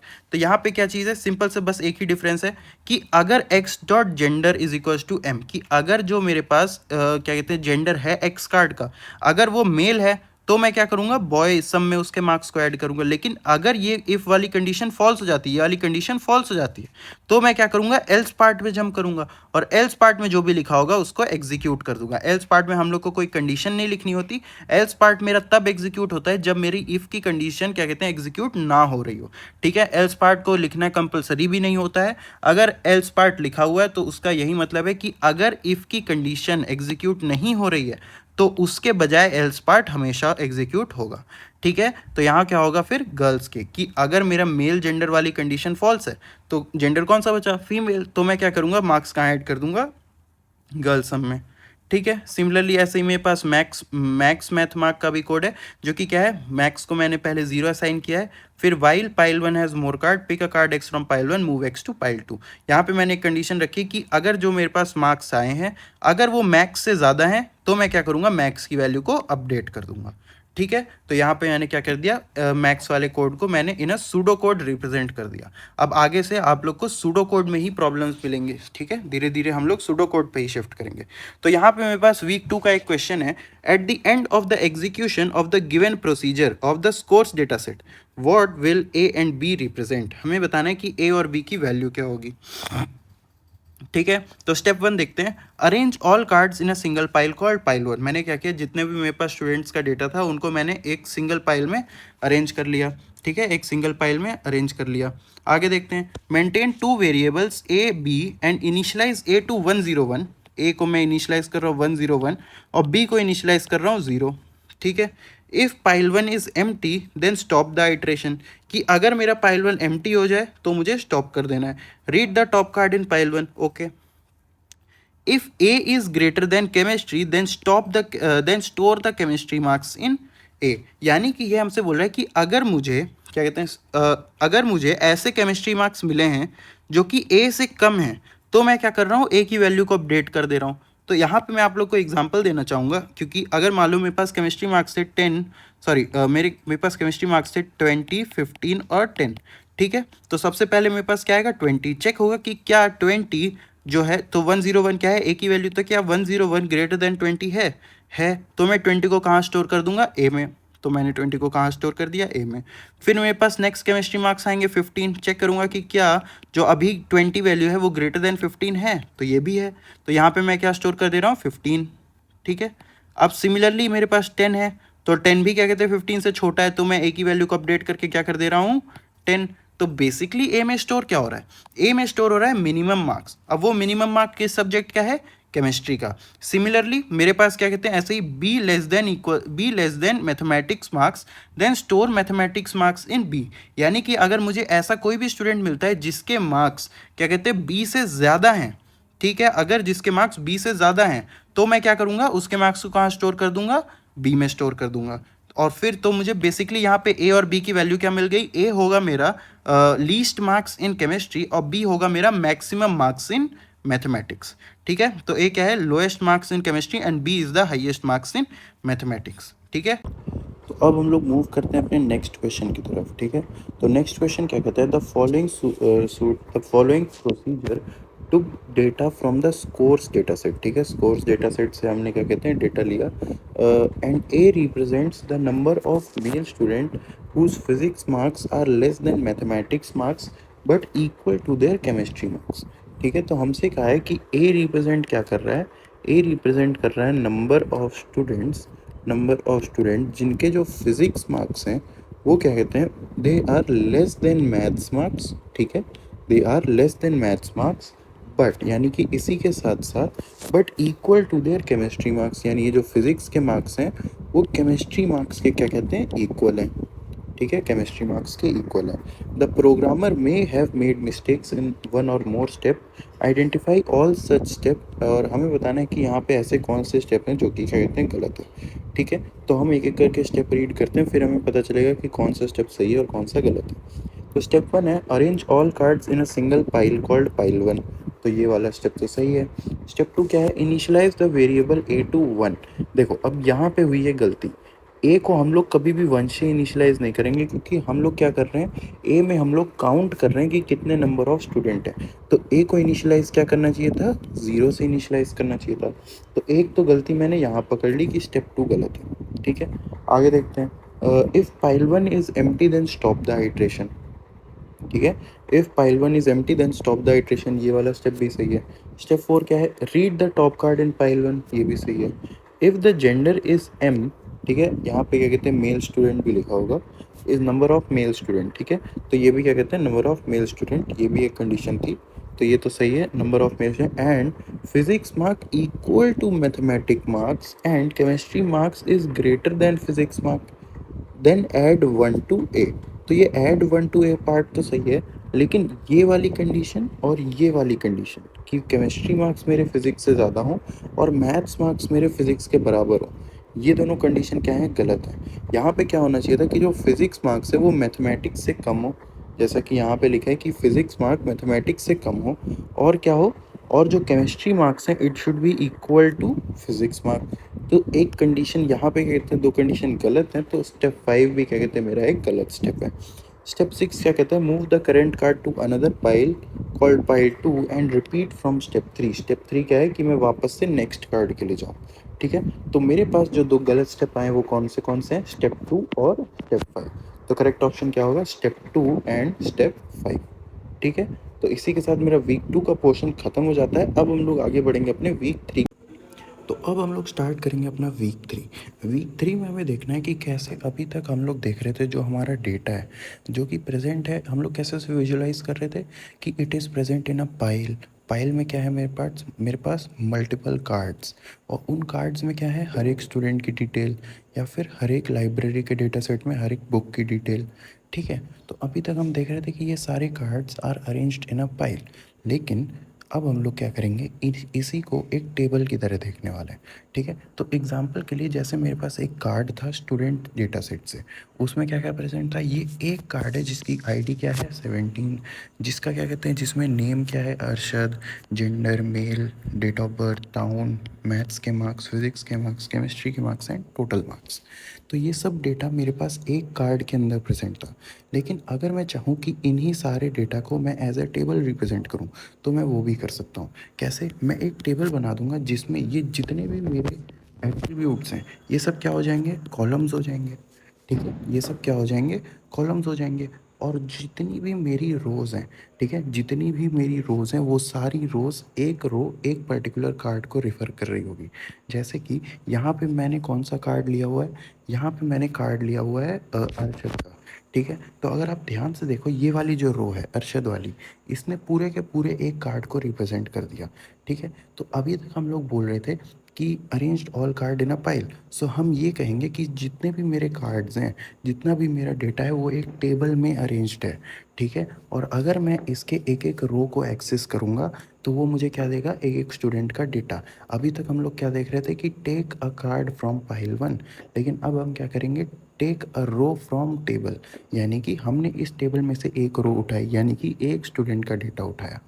ठीक है, तो हमें क्या करना है, हमें बस कैसे विजुलाइज कर रहे थे, अभी तक हम नॉर्मली विजुलाइज कर रहे थे, लेकिन अब हम देखेंगे कि कैसे we can also visualise it using table. Similarly मेरे पास ऐसे ही अगर मैं वर्ड्स डेटा सेट को देखूँ, उसको भी मैं एज अ टेबल देख सकता हूँ। ठीक है, जहाँ पे जो मेरी रोज़ होंगी वो क्या होंगी, आईडी, वर्ड, टाइप, टाइप यानी noun, verb etcetera and length. ठीक है, सिमिलरली शॉपिंग बिल्स का डेटा सेट हो गया। ठीक है, तो हम बस उसको एज ए टेबल कैसे रिप्रेजेंट कर रहे हैं वो देख रहे हैं। ठीक है, हमें इसमें ज़्यादा डीप में जाने की ज़रूरत नहीं है, हमें बस इतना अंडरस्टैंड करना चाहिए था कि कैसे हम लोग जैसे अभी तक नॉर्मली व्यू कर रहे थे, हम लोग उसको क्या करेंगे अब एज अ टेबल व्यू करने वाले हैं। ठीक है, आगे देखते हैं। आगे मेरे पास one of the most important concept of CT आ जाता है, जो कि है प्रोसीजर। प्रोसीजर का यही मतलब होता है कि it is a block of code which is reusable using different context. यानी कि मैं अपने कोड में अगर मुझे क्या क्या कहते हैं, सम ऑफ बॉयज़ मार्क्स का कोड लिखना हो, sum of girls math mark का कोड लिखना हो, ठीक है, तो they are exactly same with a single difference at the gender over here. तो मैं क्या करूँगा, मैं इसका एक जेनेरिक कोड बनाऊँगा और उसको मैं ऐसे रिप्रेजेंट करूँगा कि अगर मैं उससे कहूँ कि तुम मुझे मेल के मैथ मार्क्स का सम दो, तो मुझे बॉयज़ के मैथ मार्क का सम दे देगा। अगर मैं उससे कहूँ कि तुम मुझे गर्ल्स के मैथ मार्क का सम दो, तो वो मुझे गर्ल्स के मैथ मार्क का सम दे देगा। मुझे उस कोड को बार बार लिखने की ज़रूरत नहीं है, मैं बस उस कोड को एक बार लिखूँगा और मुझे क्या कहते हैं, उसको मैं डिफरेंट कॉन्टेक्स्ट के लिए रन कर सकता हूँ। ठीक है, तो जैसे कि यहाँ पे हम लोग बॉयज़ मैथ मार्क को और गर्ल्स मैथ मार्क को कैलकुलेट कर रहे थे, मैं इसका एक जेनरिक अगर प्रोसीजर यूज़ करके एक कोड बनाऊँ। ठीक है, प्रोसीजर को हम लोग किसी भी दूसरी कंप्यूटर लैंग्वेज में क्या कहते हैं, अ फंक्शन। ठीक है, कंप्यूटेशनल थिंकिंग हम लोग उसे क्या कहते हैं, प्रोसीजर। ठीक है, तो जैसे कि यहाँ हम लोग देख रहे हैं कि प्रोसीजर सम मैथ्स। ठीक है, प्रोसीजर सम मैथ्स, मैंने यहाँ पे इसको क्या पास किया है, जब भी हम लोग कोई भी प्रोसीजर डिफाइन करते हैं, हम लोग स्टार्टिंग किससे करते हैं, प्रोसीजर से। फिर हम लोग उस प्रोसीजर को एक नाम देते हैं, जो कि हम लोग कुछ भी दे सकते हैं, बट सिंस हम लोग उसे नाम दे रहे हैं, हम लोग वो नाम देंगे जो कि वो वाला अपना प्रोसीजर काम कर रहा होगा। जैसे कि यहाँ पे हम लोग एक प्रोसीजर बना रहे हैं to sum up the math mark, तो हम लोग क्या रखेंगे, सम मैथ्स रखेंगे अपने प्रोसीजर का नाम। ठीक है, उसके बाद मैं ब्रैकेट में इसे एक पैरामीटर पास करता हूँ। देखो ये वाला जो पैरामीटर है, ठीक है, ये जो भी पैरामीटर है इसको ऐसे समझो कि ये प्रोसीजर का इनपुट है। इस प्रोसीजर के इनपुट के बेस पे ही अपना प्रोसीजर काम करेगा। यानी कि जैसे मैंने आप लोग को अभी बताया कि प्रोसीजर कैसे काम करेगा, प्रोसीजर काम करता है based on the context we provided. यानी कि मैं अगर प्रोसीजर से कहूँ कि तुम मुझे मेल का दो, तो वो मुझे मेल का मैथ मार्क का सम देगा। अगर मैं उससे कहूँ कि तुम मुझे फीमेल के मैथ मार्क का सम दो, तो वो मुझे फीमेल के मैथ मार्क का सम देगा। ठीक है, तो हम लोग ये चीज़ उसे बताते कहाँ पे हैं, हम लोग ये चीज़ उसे बताते हैं इस पैरामीटर के थ्रू। यानी कि यहाँ पे ये जो मैंने सम मैथ्स और ब्रैकेट के अंदर जेन लिखा हुआ है, ये जो जेन है ना, ये जो जेन है, यही क्या कहते हैं, उस वैल्यू को होल्ड करेगा जो कि हम इसे एज ए इनपुट प्रोवाइड करने वाले हैं। अगर मैं इसको मेल प्रोवाइड करता हूँ, तो यहाँ पे जेन की वैल्यू क्या हो जाएगी, जेन की वैल्यू हो जाएगी मेल। सिंस अब जैसे ही जेन की वैल्यू मेल हुई, तो इस कोड में जहाँ जहाँ पे भी जेन था, कहाँ पे जेन था, यहाँ पे, तो ये जेन की जगह क्या हो जाएगा अब मेल। तो यहाँ पे एक्स डॉट जेंडर अगर मेल है, तो मैं sum is equals to sum plus X dot math कर दूँ। यानी कि मेरे जेन में जो भी इनपुट आने वाला है उसके बेसिस पे मेरा ये फंक्शन रन करेगा। ठीक है, तो मुझे क्या करना पड़ा, इस फंक्शन को बस एक बार लिखना पड़ा, लेकिन अब मैं इसे डिफरेंट कॉन्टेक्स्ट के लिए रन कर सकता हूँ। ठीक है, इस फंक्शन को मैं यूज़ कैसे करूँगा, अपने मेन कोड में मैं इस फंक्शन को कॉल करता हूँ। ठीक है, सबसे पहले इसको और अच्छे से देखते हैं। तो प्रोसीजर नेम क्या है मेरा, सम मैथ्स। ठीक है, आर्ग्यूमेंट रिसीव वैल्यू कहाँ पे हो रही है, जेन में हो रही है। ठीक है, आर्ग्यूमेंट और पैरामीटर में डिफरेंस क्या है, पैरामीटर होते हैं जो कि मेरे फंक्शन के साथ लिखे जाते हैं, आर्ग्यूमेंट होते हैं जो कि हम लोग इसे वैल्यू प्रोवाइड करते हैं वाइल कॉलिंग इट। ठीक है, आगे देखते हैं कि कॉल क्या है। To call this procedure we will use the parameter sum maths, और यहाँ पे हम लोग क्या कर रहे हैं, इसमें प्रोवाइड कर रहे हैं एफ़। तो ये जो एफ़ है ना, ये एफ़ क्या है, फीमेल, ठीक है, एफ़ क्या है, फीमेल। तो ये जो एफ़ है इसको हम कहते हैं आर्गुमेंट, जो कि हम लोग ने पास किया, और ये जो जेन है इसको हम कहते हैं पैरामीटर, जो कि वैल्यू को लेने वाला है, जो कि हम इसे पास कर रहे हैं, ठीक है। तो argument value is then assign to the parameter value, यानी कि gen is equals to F, ठीक है। The procedure call sum math starts with gen is equals to F, okay. The procedure returns the value stored in the sum, ठीक है। तो अब देखो, एक प्रोसीजर में जब भी हम लोग रिटर्न यूज़ करते हैं तो ये रिटर्न का ये मतलब होता है कि जहाँ पे भी मेरा फंक्शन कॉल हुआ था वहाँ पे जाके मैं एक वैल्यू को रिटर्न कर दूँ, और कौन सी वैल्यू, जो कि वैल्यू मैं स्पेसिफाई करूँगा। सिंस यहाँ पे सम को स्पेसिफाई कर रहा हूँ तो मैं सम की जो भी वैल्यू होगी उसको रिटर्न कर दूंगा जहाँ पे भी ये फंक्शन कॉल हुआ था, ठीक है। तो अब मैं एक एग्जांपल लेके चलता हूँ। Now suppose I want physics marks, I will only change the subject to physics.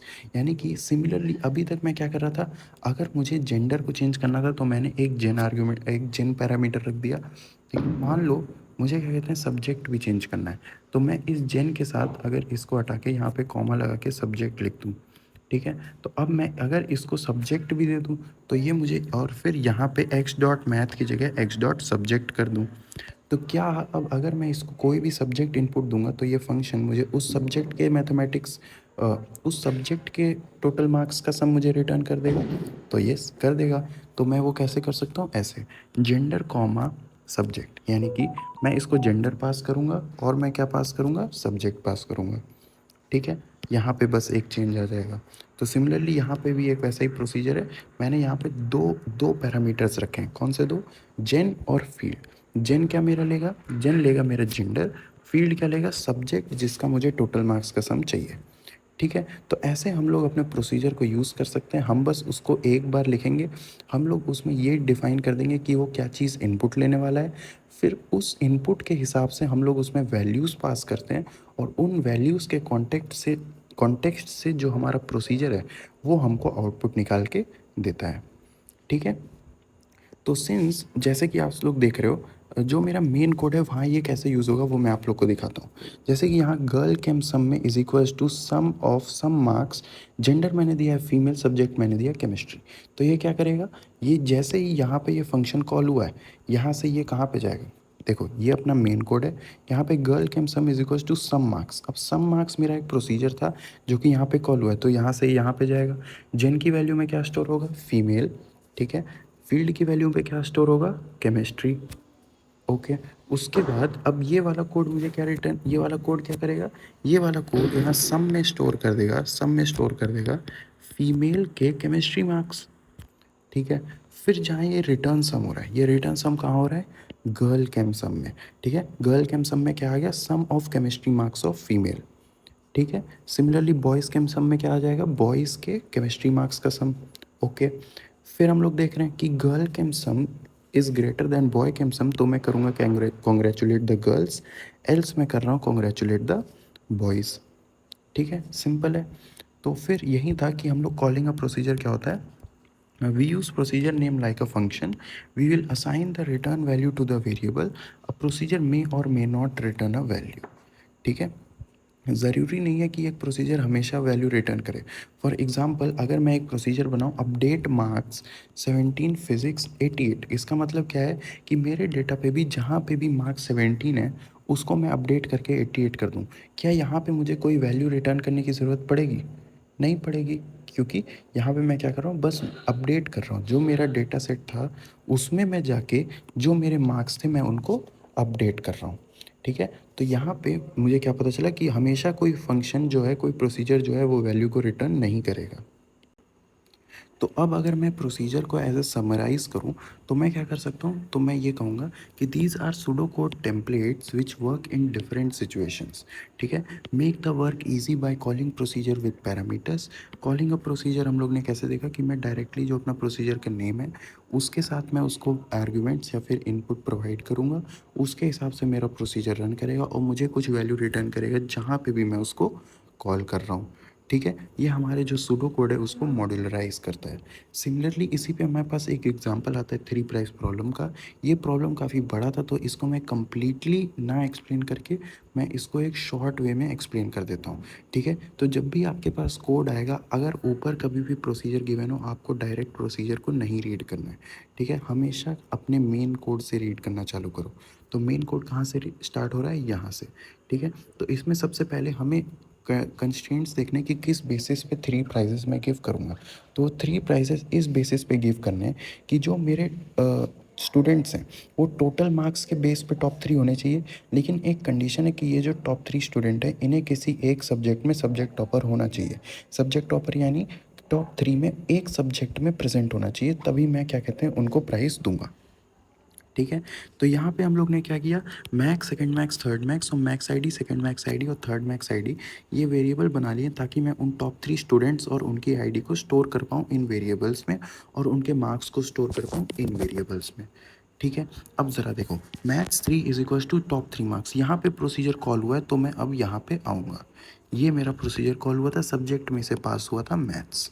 ठीक है, तो यहाँ पे क्या होगा, सबसे पहले मैक्स, सेकंड मैक्स और third max, while pile one has more card, pick a card X from pile one, यानी कि मुझे स्टूडेंट्स का डेटा एक एक करके रीड करना है। उसके बाद if X dot subject is greater then max, मुझे क्या करना है, थर्ड मैक्स को सेकंड मैक्स बनाना है, सेकंड मैक्स को मैक्स बनाना है और मैक्स को जो मेरे पास मार्क्स आए उनको करना है। ये बेसिकली यही मतलब है, यानी कि सबसे पहले मैंने क्या किया, मैक्स, सेकंड मैक्स और थर्ड मैक्स को ज़ीरो कर दिया, टॉप थ्री सब्जेक्ट, और मैंने सब्जेक्ट पास किया है मैथ्स। ये वाला जो अपना सूडो कोड है ये क्या करेगा, ये वाला जो अपना प्रोसीजर है ये कर रहा है, ये मैक्स, सेकंड मैक्स और थर्ड मैक्स मार्क्स को फाइंड कर रहा है, यानी कि टॉप थ्री मार्क्स को फाइंड कर रहा है इन मैथ्स सब्जेक्ट। ठीक है, ये वाली इफ़ कंडीशन क्या कर रही है, ये वाली इफ़ कंडीशन ये कर रही है कि अगर कोई ऐसा स्टूडेंट आता है जिसके मार्क्स जो एग्जिस्टिंग मैक्स मार्क्स थे उससे ज़्यादा है, तो इस केस में क्या होगा, जो अपना सेकंड स्टूडेंट था वो तो थर्ड बन जाएगा। ठीक है, और जो अपना फर्स्ट स्टूडेंट था वो सेकंड बन जाएगा। सिंस हमारे पास क्या कहते हैं दूसरा टॉप मार्क्स आ गया और जो अपने पास नया मार्क्स आया है वो क्या होने वाला है, वो अब मैक्स होने वाला है। ठीक है, तो ये तीन कंडीशन वही कर रही हैं। अगर कोई ऐसा स्टूडेंट आता है जिसके मैक्स से तो कम है लेकिन सेकंड मैक्स से ज़्यादा है, तो वहाँ पे थर्ड जो है वो तो बाहर चला जाएगा, लेकिन जो सेकंड मैक्स है, जो सेकंड था वो थर्ड हो जाएगा, जो नया मार्क्स आया है वो सेकंड हो जाएगा और जो मैक्स है वो तो मैक्स रहेगा ही। सिमिलरली अगर ऐसा स्टूडेंट आता है जो कि क्या कहते हैं थर्ड से क्या कहते हैं ज़्यादा मार्क्स है लेकिन सेकंड मैक्स से कम मार्क्स हैं, वहाँ पे जो अपना थर्ड स्टूडेंट था वो अब पूरे केस से बाहर हो जाएगा और जो न्यू थर्ड मार्क्स होंगे वो कौन से होंगे, जो अपने मार्क्स आए हैं। तो हमें क्या करेगा, ये टॉप थ्री मार्क्स को फाइंड कर रहा है इन मैथ्स, लेकिन ये रिटर्न कर रहा है केवल थर्ड मैक्स को, यानी कि टॉप जो अपना थर्ड पोजीशन वाले मार्क्स थे उसको रिटर्न कर रहा है इन अ सब्जेक्ट। तो मैथ्स थ्री में आ जाएगा थर्ड पोजीशन वाले मैथ्स में मार्क्स, तो फिजिक्स थ्री में आ जाएगा फिजिक्स पोजीशन में थर्ड पोजीशन वाले मार्क्स, केम थ्री में आ जाएगा केमिस्ट्री में थर्ड पोजीशन वाले मार्क्स। ठीक है, फिर हम लोग एक वाइल लूप लगाते हैं, while pile one has more card, pick a card X from pile one, यानी कि ये वाइल लूप में मुझे एक एक करके अपने डेटा को, एक एक करके जो मेरे स्टूडेंट हैं उनके डेटा को पिक करना है। ठीक है, फिर मैं एक कंडीशन लगाता हूँ, subject topper X comma maths comma physics comma chem, यानी कि ये एक्स क्या है, मेरा स्टूडेंट का डेटा, मैथ्स के थर्ड पोजीशन वाले मार्क्स, फिजिक्स के थर्ड पोजीशन वाले मार्क्स, केमिस्ट्री के थर्ड पोजीशन वाले मार्क्स। अगर ये प्रोसीजर ट्रू रिटर्न करता है तो ही मैं इधर आऊँगा। तो देखते हैं ये प्रोसीजर ट्रू कब रिटर्न करता है। ये प्रोसीजर ट्रू तब रिटर्न करता है कि जो मेरे पास कार्ड आया है, जो मेरे पास स्टूडेंट आया है, या तो उसके मैथ्स में क्या कहते हैं ग्रेटर देन मार्क्स हो थर्ड पोजीशन से, या तो फिजिक्स में ग्रेटर देन या इक्वल्स टू मार्क्स हो थर्ड पोजीशन से, या तो केमिस्ट्री में थर्ड पोजीशन से greater than equals two marks हो, यानी कि वो स्टूडेंट क्या हो, एक सब्जेक्ट टॉपर हो। तभी मैं क्या करूँगा, ट्रू रिटर्न करूँगा, नहीं तो मैं फॉल्स रिटर्न करूँगा। ठीक है, तो जैसे ही यहाँ पे क्या कहते हैं अपना ट्रू रिटर्न होगा, उसके बाद ये वापस से ये वाली कंडीशन लगने वाली है कि अगर उसके टोटल मार्क्स मैक्स से ज़्यादा हैं तो फिर मैं थर्ड मैक्स, सेकंड मैक्स और जो अपना मैक्स था उसको अपडेट करूँ। ठीक है, जैसे हम लोग ने ऊपर किया था कि अगर मैक्स से ज़्यादा मार्क्स आते हैं तो सेकंड क्या हो जाएगा, थर्ड हो जाएगा, मैं जो फर्स्ट था वो अब सेकंड हो जाएगा और जो नए मार्क्स आए हैं वो फर्स्ट हो जाएगा। तो हम लोग ने यहीं पे वापस से वो तीन कंडीशन लगाई हैं। Eight the end of this code मुझे क्या मिल जाएगा, मैक्स, सेकंड मैक्स और थर्ड मैक्स में जो अपने टोटल मार्क्स हैं वो स्टोर होंगे, टॉप 3, और जो अपने क्या कहते हैं मैक्स, सेकंड मैक्स आईडी और थर्ड मैक्स आईडी, इन तीनों में क्या स्टोर होगा, उन तीनों स्टूडेंट की आईडीज स्टोर होंगी, ठीक है। इसके बाद हमें देखना है साइड इफ़ेक्ट ऑफ प्रोसीजर। तो ये कुछ ज़्यादा इंपॉर्टेंट नहीं है, बट इट जस्ट मीन्स कि हमारा जो प्रोसीजर है उनका कुछ साइड इफ़ेक्ट भी हो सकता है, यानी कि वो जो मेरा एक्चुअल डेटा है उन पे क्या कर सकता है, थोड़ा सा मॉडिफिकेशन कर सकता है और कुछ नहीं, ठीक है। तो बस इतना सा ध्यान रखो कि प्रोसीजर जो है वो अपने डेटा को क्या कर सकता है, कैसे साइड इफ़ेक्टली हार्म कर सकता है, कि वो उसके डेटा को, एक्चुअल डेटा को मॉडिफाई कर सकता है, और कोई मेजर साइड इफ़ेक्ट है नहीं। तो क्वेश्चन नंबर 3 कहता है the following pseudo code is executed using the scores data set, eight the end of the execution E will be true if, यानी कि ई ट्रू कब होगा हमें ये बताना है, ठीक है। हमें कंडीशन बतानी है कि ई कब ट्रू होने वाला है, ठीक है। तो सबसे पहले मेरे पास कोड में क्या है, ट्रू, मतलब सबसे पहले ई की वैल्यू कब है, ई की वैल्यू सेट है ट्रू पे, ऑलरेडी अभी सेट है, ठीक है। अब देखते हैं आगे चल के कोड में, while table one has more rows, ठीक है। तो यानी कि वाइल लूप स्टार्ट हुआ है, while table one has more rows का क्या मतलब है कि हर एक स्टूडेंट के मुझे डेटा को देखना है, कब तक देखना है, जब तक मैं सारे स्टूडेंट के डेटा को नहीं देख लेता, ठीक है। आगे देखते हैं, read the first row X in table, यानी कि जो स्टूडेंट प्रेजेंट हो मुझे उसका डेटा उठाना है। अगर मेरा स्टूडेंट का gender X dot gender, if X dot gender double equals to F, यानी कि अगर जो मेरा स्टूडेंट आया है अगर उसका जेंडर फीमेल है तो मुझे क्या करना है, तो मैं इस वाले पार्ट में आऊँगा। अगर मेरा एक्स का जेंडर फीमेल नहीं होगा तो मैं डायरेक्टली इधर आऊँगा, move X to table two, यानी अब मैं अपने नेक्स्ट स्टूडेंट के डेटा को देखूंगा। तो ये बेसिकली इस वाली कंडीशन में हम लोग कब जाएंगे, जब मेरा स्टूडेंट फीमेल होगा, ठीक है। अब देखते हैं आगे, वो मुझसे बोला है if X dot physics less than 60, यानी कि ये जो मेरे पास फीमेल स्टूडेंट आया है अगर इसके फिजिक्स के मार्क्स लेस देन 60 हैं, और ठीक है, एंड नहीं है और है, और का मतलब क्या होता है, या तो ये हो या तो ये हो या तो ये हो, ठीक है। देखते हैं आगे, तो यहाँ पे उसने बोला है if X dot physics is less than 60, यानी कि या तो उसके फिजिक्स में 60 से कम मार्क्स हो, और या तो उसके केमिस्ट्री में कम 60 से मार्क्स हो, और x dot math less than 60, यानी कि अगर उसके मैथ्स में 60 से कम मार्क्स हो।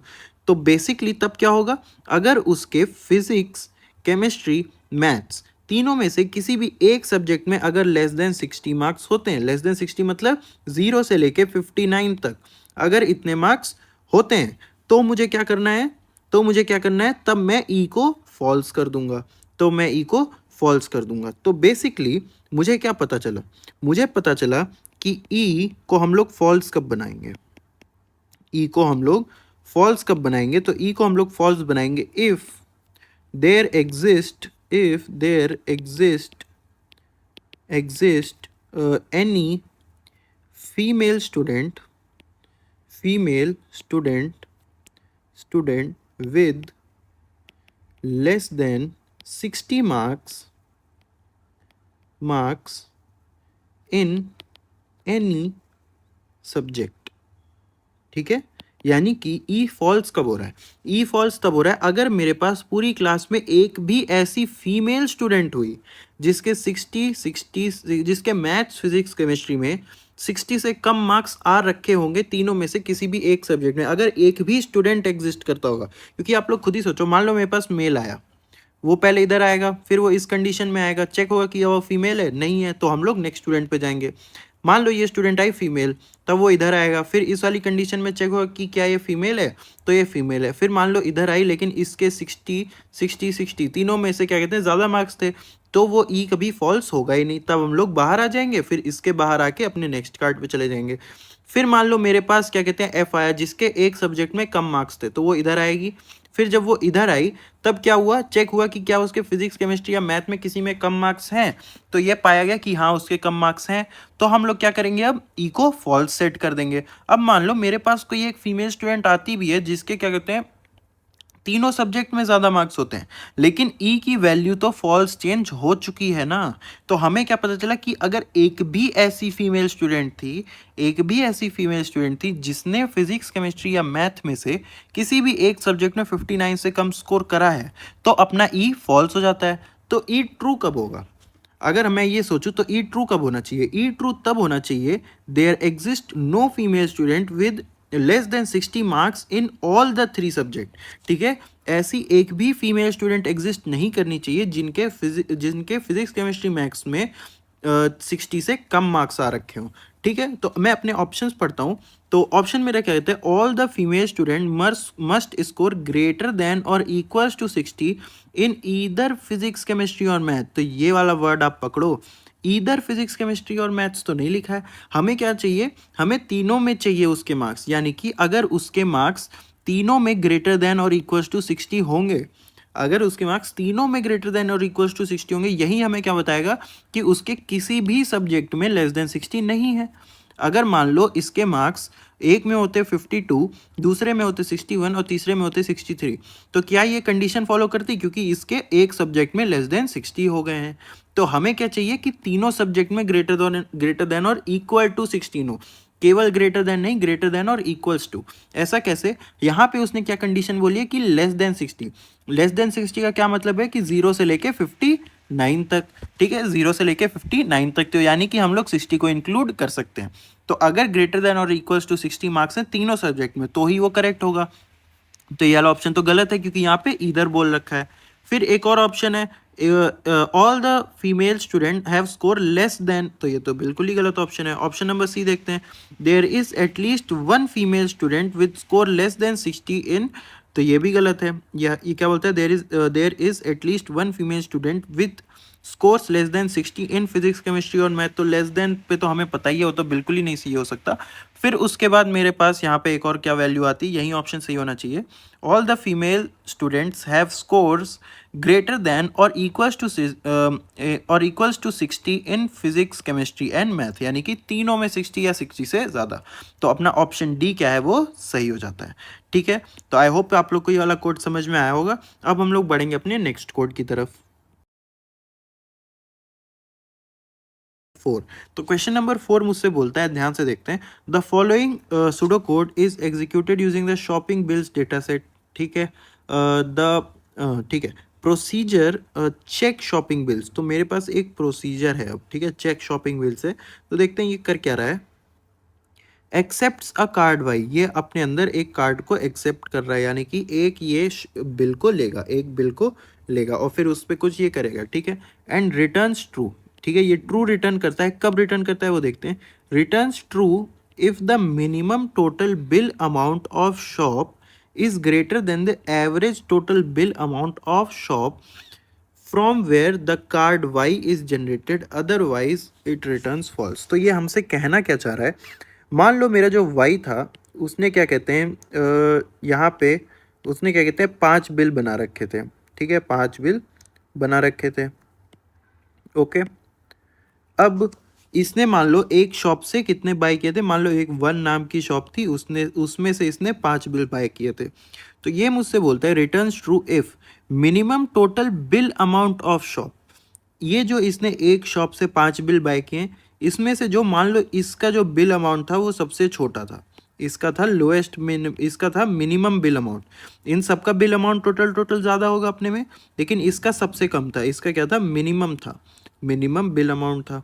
आगे देखते हैं, आगे वो मुझसे बोलता है इज ग्रेटर, ठीक है, then the average total bill amount of shop. Average कैसे निकालूंगा, मैं इसका बिल अमाउंट लूंगा, कहीं पे मैं टोटल बिल अमाउंट स्टोर करूंगा, टोटल इक्वल्स टू इसका इसको मान लो ये था ए, ये था बी, सी, डी और ई। तो एवरेज निकालने के लिए क्या करूंगा मैं, A plus B plus C plus D plus E divide by 5। तो मुझे क्या पता चल जाएगा, एवरेज पता चल जाएगा। तो मुझे क्या पता चल जाएगा, एवरेज पता चल जाएगा, टोटल एवरेज। फिर ये मुझसे बोलता है total bill amount of shop from where the card was generated, otherwise returns false. तो अगर ये जो मिनिमम है ये ग्रेटर देन है किससे, एवरेज से, तो मैं क्या कर रहा हूँ, ट्रू रिटर्न कर रहा हूँ, नहीं तो मैं फॉल्स रिटर्न कर रहा हूँ। तो देखते हैं आगे क्वेश्चन में हमसे क्या बोलता है। तो आगे क्वेश्चन में हमसे बोलता है चूज द करेक्ट कोड, ठीक है, choose the correct code fragments to compute the procedure, ठीक है। तो हमें क्या बताना है, अब करेक्ट कोड फ्रेगमेंट, हमें यहाँ पे कोड फिल करना है और बताना है कि वो कोड करेक्ट क्या होगा। तो मेरे पास ऑप्शन है, उससे पहले हम लोग कोड को पढ़ेंगे और समझेंगे कि अपने हिसाब से क्या होना चाहिए, ठीक है। चलो आगे देखते हैं। डायरेक्टली अगर मैं ऑप्शन देखने जाऊं तो वहां से मैं बता सकता हूँ, ठीक है। यहाँ पे वो बोल रहा है if min amount is greater than equals to, तो ये तो गलत हो जाएगा क्योंकि हमें क्या चाहिए, ग्रेटर देन केवल, तो ये ऑप्शन गलत है। ऑप्शन अब देखते हैं सेकंड वाला कि Y dot total bill amount is greater than min amount, क्या मुझे टोटल को मिनिमम से ज़्यादा प्रूव करना था? तो ये तो मुझे नहीं करना था, मुझे क्या प्रूव करना था कि जो मेरा मिनिमम हो वो क्या हो, ज़्यादा हो अपने एवरेज बिल अमाउंट से, टोटल एवरेज बिल अमाउंट से, तो ये भी गलत है। फिर उसके बाद Y dot total bill amount is greater than equals to, ये भी गलत है। और ऑप्शन नंबर डी क्या है, if main amount is greater than average amount, तब हम लोग रिटर्न करेंगे ट्रू, नहीं तो फॉल्स, ठीक है। तो ये वाला ऑप्शन तो सही हो जाता है, आप लोग एग्जाम में ऐसे डायरेक्टली कर सकते थे। लेकिन अब मैं आप लोग को कोड समझाता हूँ क्योंकि ये कोड थोड़ा सा देखने में डरावना है, तो आप लोग को पता होना चाहिए कि इसमें चीज़ें चल कैसे रही हैं, ठीक है। तो आंसर तो हम लोग ने निकाल लिया है, लेकिन अब मैं क्या कर रहा हूँ, इस कोड को एक्सप्लेन कर रहा हूँ कि ये करेगा कैसे, ठीक है। तो सबसे पहले यहाँ पे प्रोसीजर स्टार्ट हुआ, प्रोसीजर, और यहाँ पे एंड हुआ, ठीक है। तो यानी कि इसके अंदर का जितना कोड है वो सब का सब क्या है, वो सब प्रोसीजर का पार्ट है, ठीक है। तो आगे देखते हैं। तो सबसे पहले ये काउंट को इनिशियलाइज कर रहा है 0, ठीक है। टोटल अमाउंट को इनिशियलाइज कर रहा है 0, मिन अमाउंट को इनिशियलाइज कर रहा है मैक्स वैल्यू। ये कुछ ऐसा ही है, मान लो मेरे पास क्या होता था, 0 से 100 तक स्टूडेंट्स के स्कोर होते थे, तो मैं मिनिमम मान लो मुझे बी में स्टोर करना है, तो मैं बी में क्या स्टोर कर देता था, 200 स्टोर कर देता था, क्योंकि 200 से तो कम ही होंगे, ठीक है। मिनिमम अमाउंट में मुझे क्या करना होता था, अगर मुझे मिनिमम अमाउंट से कोई भी एक कम बिल अमाउंट की वैल्यू मिली तो उसको मैं कहाँ स्टोर कर दूंगा, मिन में स्टोर कर दूंगा। तो इसीलिए मैं मिन की वैल्यू सबसे पहले मैक्स लेके चलूंगा, अगर मुझे मैक्स से कम कोई भी बिल अमाउंट मिलेगा तो वो होगा, ठीक है। तो इसका मतलब बस इतना है, ठीक है। आगे देखते हैं। While pile one has more cards, यानी कि क्या मेरे पास अभी और शॉपिंग कार्ड्स प्रेजेंट हैं, और शॉपिंग बिल्स प्रेजेंट हैं। Read the top card X from pile one, तो ये तो वही वाली लैंग्वेज है, आप लोग को पता होगा। फिर यहाँ पे बोलता है if X dot shop name is equal to Y dot shop name, यानी कि ये जो हम लोगों ने वाई इसको दिया है, जो हम लोगों ने प्रोसीजर में वाई दिया है, उसकी जो शॉप होगी, और जो हम लोग का अपना इसमें, अब मेरे पास क्या कहते हैं, मेरे पास ये काफ़ी सारे शॉप्स, ये जितने बिल्स हैं, ठीक है, मेरे पास मान लो 6 बिल थे यहाँ पे, ये किसी ए शॉप से होगा, मान लो ये भी ए शॉप से, ये बी शॉप से है, ये बी से है, ये बी से है, और ये सी से है। अब मान लो जो मैंने इसको वाई अपना जो वो दिया है, ठीक है, तो वाई की शॉप नेम मान लो क्या थी, बी थी, ठीक है। वाई की शॉप नेम क्या था, बी था। तो सबसे पहले मेरा ये कार्ड आता, सबसे पहले मेरा ये कार्ड आता, चेक होता कि यहाँ पे क्या A double equals to B है, नहीं है। फिर दूसरा आता है, चेक होता है दोबारा क्या A double equals to B है, नहीं है। फिर उसके बाद मेरा तीसरा कार्ड आता ये, और यहाँ पे चेक होता है क्या B double equals to B है, तो ये है।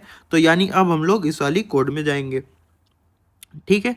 फिर उसके बाद यहाँ पे ये मुझसे क्या कहता है, ये कहता है काउंट को मैं कर दूं +1, तो अब मैंने क्या किया, काउंट को +1 कर दिया। अब उसके बाद ये मुझसे कहता है कि टोटल अमाउंट में मैं क्या स्टोर कर दूं, total amount plus X dot total bill amount. इस बिल का जो टोटल अमाउंट होगा, सॉरी ये तो ए था, जो इस बिल का टोटल बिल अमाउंट होने वाला है, ठीक है, इस बिल का एक पर्टिकुलर टोटल बिल अमाउंट होगा, उसको मुझे कहाँ ऐड करना है, टोटल अमाउंट में ऐड करना है, ठीक है। ऐड कर दिया। फिर यहाँ पे ये कंडीशन चेक करता है if X dot total bill amount is less then min amount, मान लो अभी इसकी वैल्यू थी 100, तो यहाँ पे क्या चेक होता है कि 100 less than max value, max मतलब एकदम सबसे ज़्यादा इंटीजर्स में मैक्सिमम वैल्यू, ठीक है। क्या 100 उससे लेस है, तो ऑब्वियसली लेस है, ठीक है। तो क्या होगा, मिन अमाउंट में स्टोर हो जाएगा 100, तो यहाँ पे अब अपना मिन अमाउंट में क्या स्टोर हो गया है, 100 स्टोर हो गया है, और टोटल अमाउंट में क्या स्टोर हो गया है, 100, क्योंकि इसका बिल अमाउंट 100 था, और काउंट अपना है 1। उसके बाद मूव एक्स टू पाइल 2, अब हम लोग क्या कहते हैं, दूसरे कार्ड पे जाएंगे। अब मेरा नेक्स्ट कार्ड क्या है, अगेन बी है, तो क्या होगा, यहाँ चेक होगा कि क्या B is equal to B है, जो कि वाई की शॉप नेम थी, तो वो ट्रू है। काउंट में मैं फिर से प्लस करूंगा, तो काउंट कितना हो जाएगा, 2 हो जाएगा। फिर यहाँ पे total amount is equal to total amount plus X dot total bill amount, मान लो इसका बिल अमाउंट कितना था, 200 था, तो अब इस 200 को कहाँ पे प्लस करेंगे, जो अपना टोटल अमाउंट था, तो यहाँ 100 था, इसमें 200 प्लस करेंगे, तो वो कितना आ जाएगा, अब टोटल 300 आ जाएगा। फिर चेक होगा क्या मेरा जो 200 है, जो 200 है वो लेस देन 100 है, यहाँ पे इस वाली लाइन में, if X dot total bill amount less than min amount, क्या ये ट्रू है, क्या 200 लेस देन 100 है, तो नहीं है। तो अब हम लोग मिन को अपडेट नहीं करेंगे। तो ऐसे ही at the end of this loop, यानी कि जैसे ही ये वाइल लूप खत्म होगा, मुझे क्या मिल जाएगा, मुझे एक सेकेंड, यहाँ पे काउंट में क्या मिल जाएगा, काउंट में मुझे मिल जाएगा वाई की शॉप के नाम से कितने कार्ड थे। यहाँ पे देखो काउंट मेरा कितना हो चुका था, 2 हो चुका था। काउंट मेरा 2 हो चुका था, राइट। क्यों हो गया था, मैंने 2 बी के कार्ड रीड किए थे, 2 मेरे पास शॉप बी वाले कार्ड थे, तो उनको मैंने रीड किया था, तो मेरा काउंट की वैल्यू क्या हो गई थी, ट्रू हो गई थी। तो आप लोग ऐसे ही सोचो, अगर मेरे पास मल्टीपल बी वाले कार्ड्स होंगे तो सबका काउंट कहाँ पे आ जाएगा, सी में आ जाएगा। सिमिलरली टोटल अमाउंट में क्या स्टोर हो रहा था, सारे बिल्स का टोटल अमाउंट। ठीक है, तो टोटल अमाउंट में क्या स्टोर हो जाएगा, टोटल अमाउंट स्टोर हो जाएगा सारे बिल्स का। मिन अमाउंट में मैंने क्या देखा था कि मेरा बिल्स में से जितने भी बी नाम के शॉप में से जितने भी बिल्स थे उसमें से मिनिमम अमाउंट कहाँ पे स्टोर हो रहा है, मिन अमाउंट में स्टोर हो रहा है। ठीक है, तो उसके बाद जैसे ही मेरा ये लूप खत्म हुआ वहां पे हम लोग ये देखेंगे, यहाँ पे वो क्या बोलता है, average amount is equal to total amount divide by count. तो हमें क्या मिल जाएगा, टोटल एवरेज। उसके बाद हम लोग कह सकते हैं कि जो अपना ऑप्शन डी है वो करेक्ट है। वो क्या है, अगर मेरा मिन amount greater than average amount है तो मैं ट्रू रिटर्न करूंगा, नहीं तो मैं फॉल्स रिटर्न करूंगा। ठीक है, तो आई होप आप लोग को ये वाला कोड समझ में आ गया हो। आप लोग इसको एक बार खुद से भी प्रैक्टिस करने का देखना, इसको पेंसिल लेके बैठना, पेन लेके बैठना, और इसके हर एक स्टेप को ट्राई करना कि कैसे हो रहा है। ठीक है, ठीक है, एग्जाम्पल्स खुद से अब बना हम के लोग करना, मूव तो ये करेंगे आप लोग अपने को। वीक 4 पे। अब हमारे पास आ जाता है वीक 4 का पोर्शन। तो देखो वीक 4 के पोर्शन में we have a topic called binning.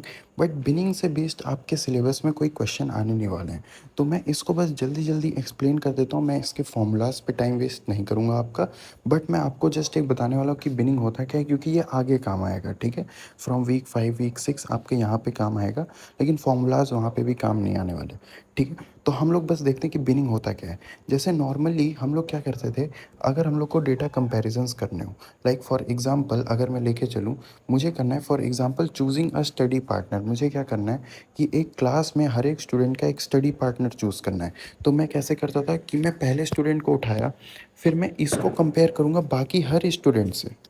ठीक है, फिर मैं दूसरे स्टूडेंट को उठाऊंगा, फिर मैं इसको कंपेयर करूंगा बाकी हर स्टूडेंट से। तो आप खुद ही सोचो, क्या ये बहुत ही ज़्यादा एक लंबा प्रोसेस नहीं है। तो इसी को सॉल्व करने के लिए हम लोग बिनिंग का कॉन्सेप्ट लाते हैं। तो फॉर एग्जांपल अगर मैं यहाँ पे देखूँ, मेरे पास क्या कहते हैं, यहाँ पे कितने थे, 5 एलिमेंट थे। अगर मैं इनको हर एक से कंपेयर करूँ, तो ए जो है वो बी से होगा, सी से होगा, डी से होगा और ई से होगा। फिर जो बी है वो किससे किससे होगा, वो सी से होगा, डी से होगा, ई से होगा। ए से इसलिए नहीं हुआ क्योंकि वो पहले हो गया था। सिमिलरली मेरा सी जो है वो डी और ई से होगा, डी जो है वो ई से होगा। ठीक है, तो यहाँ पे जो टोटल कंपैरिजन है वो कितने हो गए, 4 + 3 + 2 + 1, टोटल कितने हो गए, 10 कंपैरिजन्स। ठीक है, लेकिन अगर मैं इनको बिन करता तो वो कुछ और मेरे जो कंपैरिजन है उनको कम कर सकते हैं। ठीक है, तो जो मेरा टोटल एन ऑब्जेक्ट्स के लिए जो मेरा total number of comparison without binning का फॉर्मूला होता है, वो होता है n × n - 1/2। ठीक है, ध्यान रख लो बस। उसके बाद अगर मैं देखूं तो ये जो ग्राफ होता है कि जो कंपैरिजन्स होते हैं वो कितनी फास्ट ग्रो करते हैं। यहाँ तो हम लोग ने केवल 5 एलिमेंट्स लिए, तो इट वाज ओनली 10 कंपैरिजन्स। लेकिन अगर मैं 100 ले लेता हूँ, देख लो ज़रा, 50,000 कंपैरिजन्स नियरली। तो ये जो है एक क्वाड्रेटिक कर्व होता है, एक्सपोनेंशियल कर्व होता है। ये क्या कहते हैं, बहुत ही तेज़ी से ऊपर जाता है। ठीक है, तो binning was a way to reduce the number of comparisons. Like यहाँ पे मेरे पास कितने हैं, 9 ऑब्जेक्ट्स हैं। तो मैंने क्या किया, मैंने इनको 3 3 के ग्रुप्स में डिवाइड कर लिया, 3 3 के बिन्स में डिवाइड कर लिया। अब अगर मैं इस बिन के कंपेरिजन्स देखूँ, तो इस बिन के कंपेरिजन कितने आएंगे, n × n - 1/2, यानी कि 3 × 3 - 1/2/2। कितने कंपेरिजन्स आए, 3। इस बिन के कितने आएंगे, 3 कंपेरिजन्स, एंड इस बिन के कितने आएंगे, 3 कंपेरिजन्स। टोटल मेरे कितने कंपेरिजन हो गए, 3 + 3 + 3। टोटल मेरे कंपेरिजन्स हो गए 9। लेकिन अगर मैं इनको विदाउट बिनिंग कंपेरिजन्स देखता तो वो कितने आते, 36। क्यों, 9 × 9 - 1 8/2। कितना आ जाता है ये, 9 × 4 जो कि आ जाता है 36। ठीक है, तो इसी बिनिंग से रिलेटेड मेरे पास आगे कुछ और फॉर्मूलाज हैं, आप लोग उनको देख सकते हो। ये पीडीएफ क्या कहते हैं, हम लोग ने डिस्क्रिप्शन में प्रोवाइड कर दी है। ठीक है, इसके बाद मेरे पास एक इम्पॉर्टेंट कॉन्सेप्ट आता है जो कि हम लोग क्या कहते हैं, क्वेश्चंस में कहीं कहीं यूज़ होता है, जो कि है डूइंग 2 आइट्रेशंस। मेरे पास होता है एक वन आफ्टर अनदर, यानी मैं एक आइट्रेशन लगाऊं उसके बाद एक दूसरी आइट्रेशन लगाऊं। तो यहाँ पे अपना एक एग्जांपल आता है कि कैलकुलेटिंग एवरेज। तो मैं मान लो जो पहली वाइल लूप है, जो मेरी पहली आइट्रेशन है, उसमें मैं क्या करूँगा, एवरेज कैलकुलेट करूँगा। कैसे, इस वाली वाइल लूप में मैं लिख सकता हूँ कि वाइल मेरा पाइल वन एम्प्टी होता है, तब तक मैं क्या करूँगा, तब तक मैं एक एक कार्ड को उठाऊँगा और मैं उसको यूज़ करके एवरेज को कैलकुलेट कर लूँगा। राइट। फिर जो मेरा दूसरा वाइल लूप है उसमें मैं क्या करूँगा, उसमें मैं ये देखूँगा कि इफ़ वाइल मेरा जो पाइल वन एम्प्टी होता है, take a card from pile one, if the cards marks is greater than average, तो मैं अपने काउंट को इंक्रीमेंट करूँ। तो यहाँ पे क्या हो रहा है, ये वाला वाइल लूप क्या करेगा, यूज़ करेगा एवरेज को, जो कि हम लोग ने कहाँ कैलकुलेट किया था, इससे ऊपर वाले आइट्रेशन में। तो ऐसे हम लोग वन आफ्टर अनदर वाले आइट्रेशन को समझते हैं कि कैसे ऊपर वाले आइट्रेशन में हम लोग एक वेरिएबल को क्या कहते हैं कैलकुलेट करेंगे, फिर उस वेरिएबल को हम लोग यूज़ करेंगे अपने नेक्स्ट आइट्रेशन में। ठीक है। ऐसे ही सिमिलरली एक और एग्जांपल है कि find out more frequently occurring words.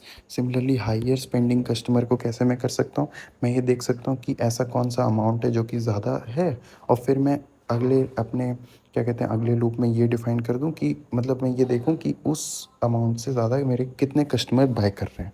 ठीक है। तो ऐसे मैं देख सकता हूँ। फिर मेरे पास एक बहुत ही इंपॉर्टेंट आता है कि one nested within another, यानी कि अगर, ठीक है, one nested within another, अगर मेरे पास ऐसे वाइल लूप हो जो कि एक वाइल लूप हो फिर उसके अंदर दूसरा वाइल लूप हो, तो समझ जाना कि ये तब हम लोग यूज़ करते हैं जहाँ पे भी हमें रिलेशनशिप दिखानी हो दो ऑब्जेक्ट्स के बीच में। ठीक है। अगर जब भी हमें रिलेशनशिप शो करनी हो बिटवीन एनी टू एलिमेंट्स, हम लोग हमेशा एक वाइल लूप के अंदर दूसरा वाइल लूप लगाते हैं। ये वाला वाइल लूप क्या करता है, ये वाला वाइल लूप एक स्टूडेंट को उठाएगा, फिर जो ये वाला वाइल लूप है, ये वाला वाइल लूप उस स्टूडेंट को बाकी स्टूडेंट से कंपेयर करेगा। यहाँ मैंने स्टूडेंट का एग्जांपल लिया है, it can be any other elements too. ठीक है। तो ऐसे में क्या कहते हैं one nested within another element another iteration को भी समझता हूँ। ठीक है। Find out if two student have same birthday and month, तो मैं क्या कर सकता हूँ यहाँ से वो कर सकता हूँ। ठीक है। तो यहाँ पे हम लोग का जो पूरा का पूरा सिलेबस ख़त्म हो चुका है। अब हम लोग मूव करेंगे वीक 4 के ग्रेडेड असाइनमेंट के कुछ क्वेश्चंस की तरफ। फर्स्ट क्वेश्चन कहता है the following pseudo code is executed using the world data set. ठीक है, इट माइट बी वर्ड्स। ठीक है, ये वर्ड्स डेटा सेट होगा। Words data set, what will A represent at the end of the execution. हमें बताना है कि ए क्या रिप्रेजेंट करेगा eight the end of the execution. ठीक है, तो जो मेरा कोड है उसको देखते हैं। सबसे पहले मेरा ए क्या है, ए इनिशियलाइज टू ज़ीरो। ठीक है, ए ज़ीरो से इनिशियलाइज है। उसके बाद मेरा एक वाइल लूप है, while table one has more rows, यानी मेरे पास हर एक स्टूडेंट का डेटा होगा। ठीक है, हर एक स्टूडेंट का डेटा होगा और मैं उस हर एक डेटा को एक एक करके एक्सेस करने वाला हूँ। ठीक है, अब देखते हैं। तो ये वाइल लूप यहाँ से यहाँ तक है। ठीक है, read the first row X in table one, मैं पहली रो को रीड करूँगा। Okay, I is equals to one and B is equals to false. मुझे क्या करना है अब इस रो के साथ। ठीक है, इस रो के साथ मैंने आई को वन सेट किया और बी को क्या सेट किया, फॉल्स सेट किया।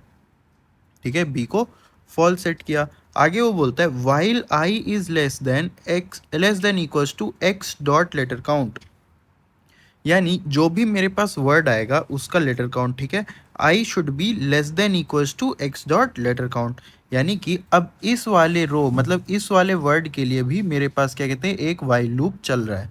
तो इस वाले वर्ड पे कौन से सेट ऑफ हमें स्टेटमेंट रिपीट करने हैं, ये वाले।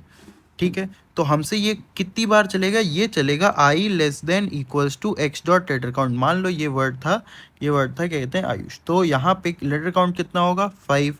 तो यहाँ पे अभी आई कितना है, आई है 1, तो 1 is less than equals to 5।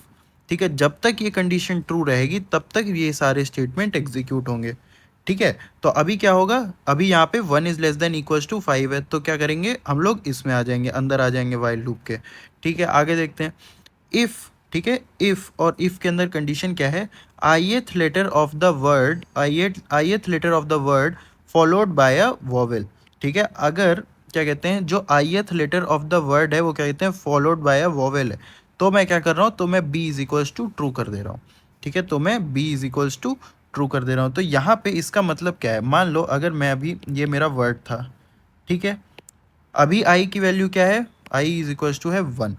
ठीक है, अभी आई की वैल्यू क्या है, 1 है। ठीक है, तो अगर अगर यहाँ पे क्या होगा, अब वो मुझसे बोल रहा है ith letter of X dot word. ठीक है, अगर ये आईएथ लेटर क्या है 1, अभी आईएथ लेटर आई 1 था, तो आईएथ लेटर क्या होगा फर्स्ट वर्ड। ठीक है, फर्स्ट वर्ड तो ए, अगर जो ए है if the ith letter of X dot word is followed by a vowel, यानी इसके आगे क्या हो, वॉवेल हो।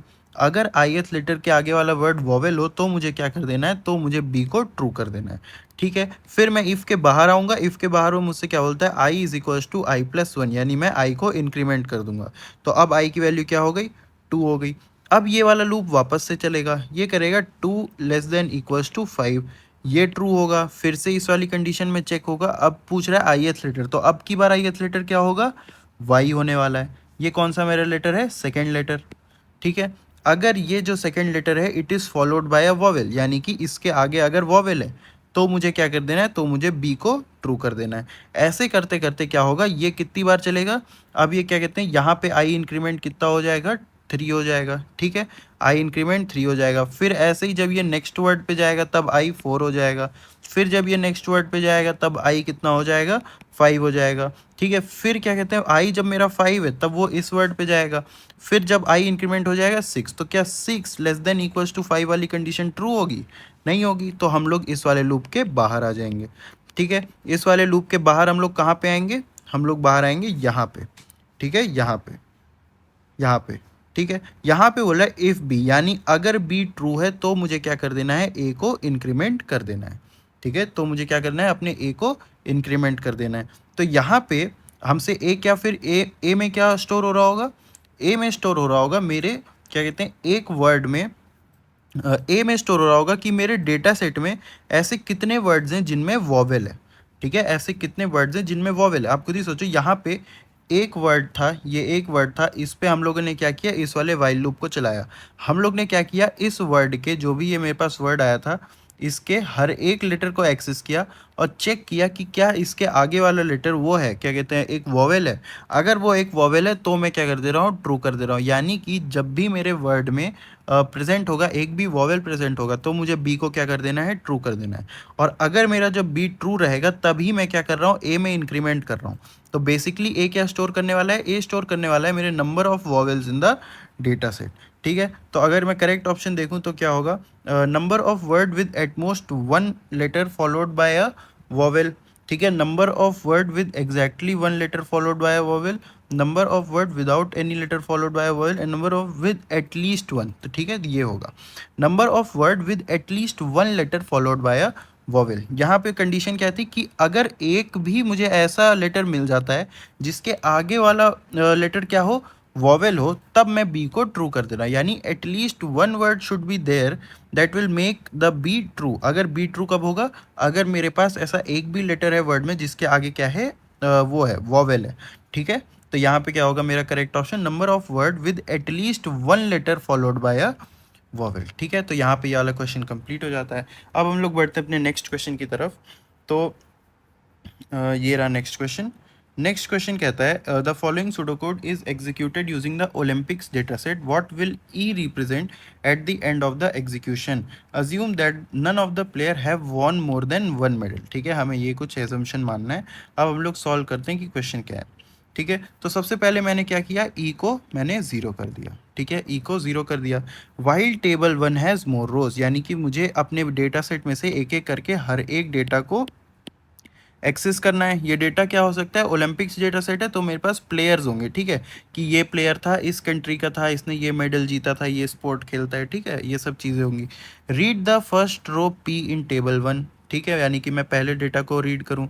फिर मूव पी टू टेबल 2, इसको मैं दूसरी टेबल में रख दूंगा। फिर मैंने इसके अंदर एक और लूप लगाया जो कि मेरे हर एक, जैसे कि देखो लूप ऐसे चल रहा है, ये वाला लूप है जो कि क्या करेगा, मेरे एक एक डेटा सेट को एक्सेस करेगा, मतलब एक एक डेटा को एक्सेस करेगा। अब ये मान लो मैंने इस वाले डेटा को एक्सेस कर लिया।